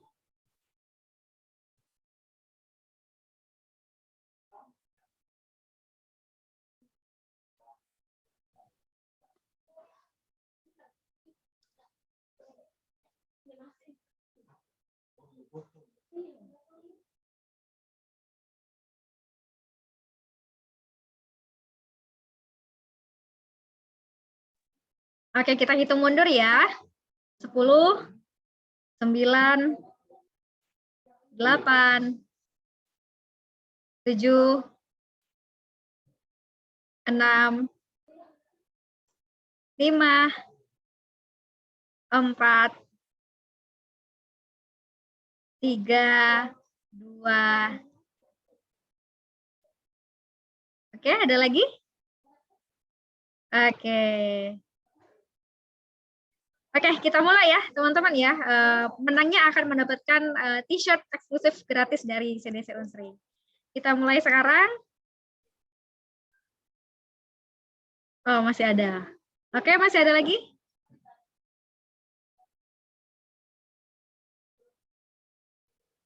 Oke, 50 kita mulai ya. 3, 2, 1.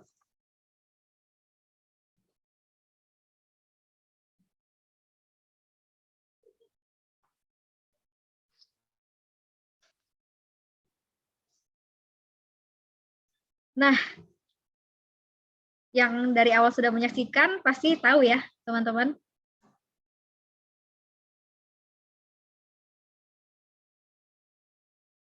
Oke.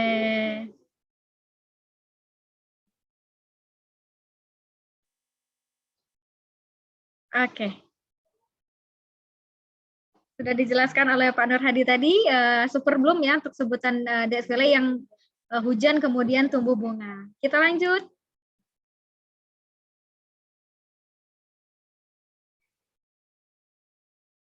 Kecuali. Silahkan teman-teman.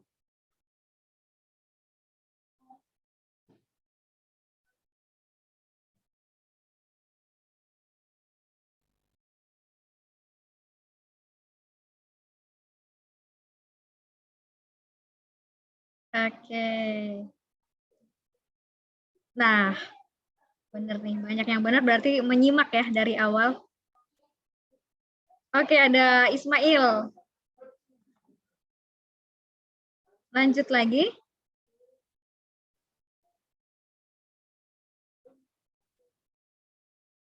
Kayaknya jago-jago ya yang hadir hari ini.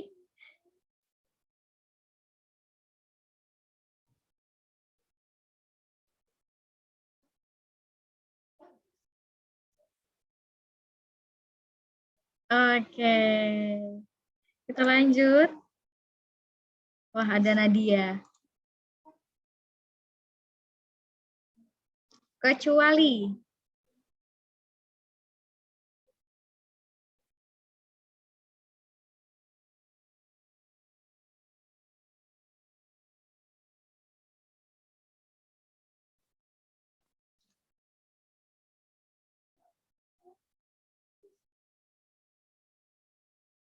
Oke. Wah, Nadia, satu pertanyaan lagi ya ini. Nah. Pertanyaan terakhir.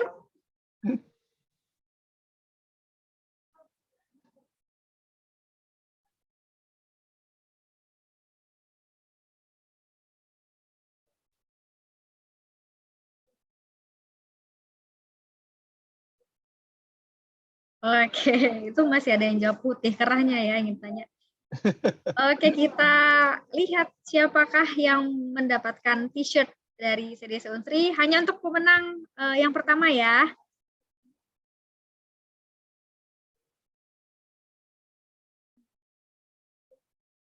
Oke, selamat kepada Nadia. Selamat. Terima kasih banyak sudah bermain teman-teman sekalian. Tiba saatnya sudah di penghujung acara, kita akan mendengarkan closing statement dan juga closing wisdom dari Pak Nur Hadi, narasumber kita pada hari ini. Kami persilakan Pak Nur. Baik, terima kasih Mbak Santi dan teman-teman dari CDC Unsri dan teman-teman Unsri yang sudah lulus maupun yang sedang semester 2, semester 6, semester 8. Saya ingin mengisahkan aja satu cerita di sini ya, ada namanya Roger Bannister. Seorang anak muda yang pengen menjadi manusia pertama yang bisa lari 1 mil kurang dari 4 menit. Selama ribuan tahun, semua ahli dokter kesehatan menyimpulkan bahwa tidak mungkin manusia bisa lari 1 mil kurang dari 4 menit. 1 mil itu 1,6 kilo lah. Kalau ada, maka jantungnya akan kuat dan dia akan mati. Gitu ya. Nah, Roger Bannister itu seorang mahasiswa dan dia juga seorang atlet lari. Dia latih dirinya, dia ketemu dengan mentor, dengan coach, untuk mengkombinasikan, untuk melatih satu teknik dikombinasikan dengan teknik yang lain. Dia visualkan keinginannya, tujuannya, purpose-nya. Dia latih dari step kecil, baby step-nya dia latih. Nah, sampai akhirnya di sekitar bulan-bulan Mei atau tahun 1953 atau 54, dia mewakili kampusnya untuk ikut Olimpiade, teman-teman semuanya. Dia sudah menginginkan bahwa ini adalah kesempatan dia untuk bisa lari 1 mil kurang dari 4 menit. Dan akhirnya teman-teman semuanya, singkat ceritanya, di akhir sesi, di akhir ini, di garis ini yang diabadikan ini ya, di Google banyak nih, dia mencapai itu teman-teman semuanya. Dia jatuh pingsan dan dia menyangka bahwa dia mati dan dia berhasil untuk meraih 1 mil kurang dari 4 menit. Tapi ternyata dia cuma pingsan dan dialah manusia pertama yang mencatatkan sejarah yang bisa mematahkan ribuan para dokter begitu ya, bahwa manusia nggak mungkin bisa lari 1 mil kurang dari 4 menit. Di tahun itu dia bisa mencapai rekor itu teman-teman semuanya. 1 mil kurang dari 4 menit. Roger Bannister. 3 menit 59 sekian detik. Di tahun itu ada 37 pelari lainnya yang terinspirasi dengan kesuksesannya. Dan bisa melebihi rekornya, nyamai rekornya bahkan melebihi 37 teman-teman semuanya. Bahkan di tahun berikutnya ada 100, di tahun berikutnya ada 300. Teman-teman semuanya. Ini kekuatan dari sebuah keyakinan, gitu ya. Noble purpose, tujuan mulia. Yakin deh, aku insya Allah akan bisa ke sana deh. Dia latih dirinya, gitu ya. Ada baby step atau step-step kecil yang dia lakukan, konsisten, begitu ya. Dia cari mentor, cari coach, dia latihan teknik ini, kombinasikan dan seterusnya, akhirnya tercapai. Bahkan kesuksesan dia bukan hanya untuk dirinya, banyak yang terinspirasi yang lagi. Ya, teman-teman semuanya. Ini bukan sebuah keberuntungan atau kesuksesan yang terjadi tiba-tiba ya, karena kesuksesan, keberuntungan ini terjadi ketika preparation ya, persiapan bertemu dengan opportunity atau peluang. Jadi teman-teman semuanya, yuk ya, ciptakan peluang-peluang, ciptakan hujan deras untuk teman-teman semuanya dan mulai sekarang persiapkan gitu ya, persiapkan diri teman-teman semuanya. Begitu Mbak Santi, sampai ketemu lagi di lain waktu. Assalamualaikum warahmatullahi wabarakatuh, selamat sore semuanya. Waalaikumsalam. Baik, terima kasih banyak Pak Nur Hadi yang sudah hadir bersama Universitas Sriwijaya pada hari ini. Luar biasa sekali materinya. Silakan teman-teman dapat memberikan reaction kepada Pak Nur Hadi yang sudah hadir. Kami juga mengucapkan terima kasih banyak 134 orang peserta yang sudah hadir pada hari ini. Luar biasa. Teman-teman jangan lupa mengisi absensi yang sudah kami cantumkan pada chat. Kita akan bertemu dalam kegiatan pelatihan dari CDC Unsri selanjutnya. Saya Santi Marcelina Napitupulu undur diri. Wassalamualaikum warahmatullahi wabarakatuh. Selamat sore. Selamat sore semuanya. Terima kasih Pak Nur. Oke, Santi, terima kasih teman-teman semuanya. Sukses ya semuanya.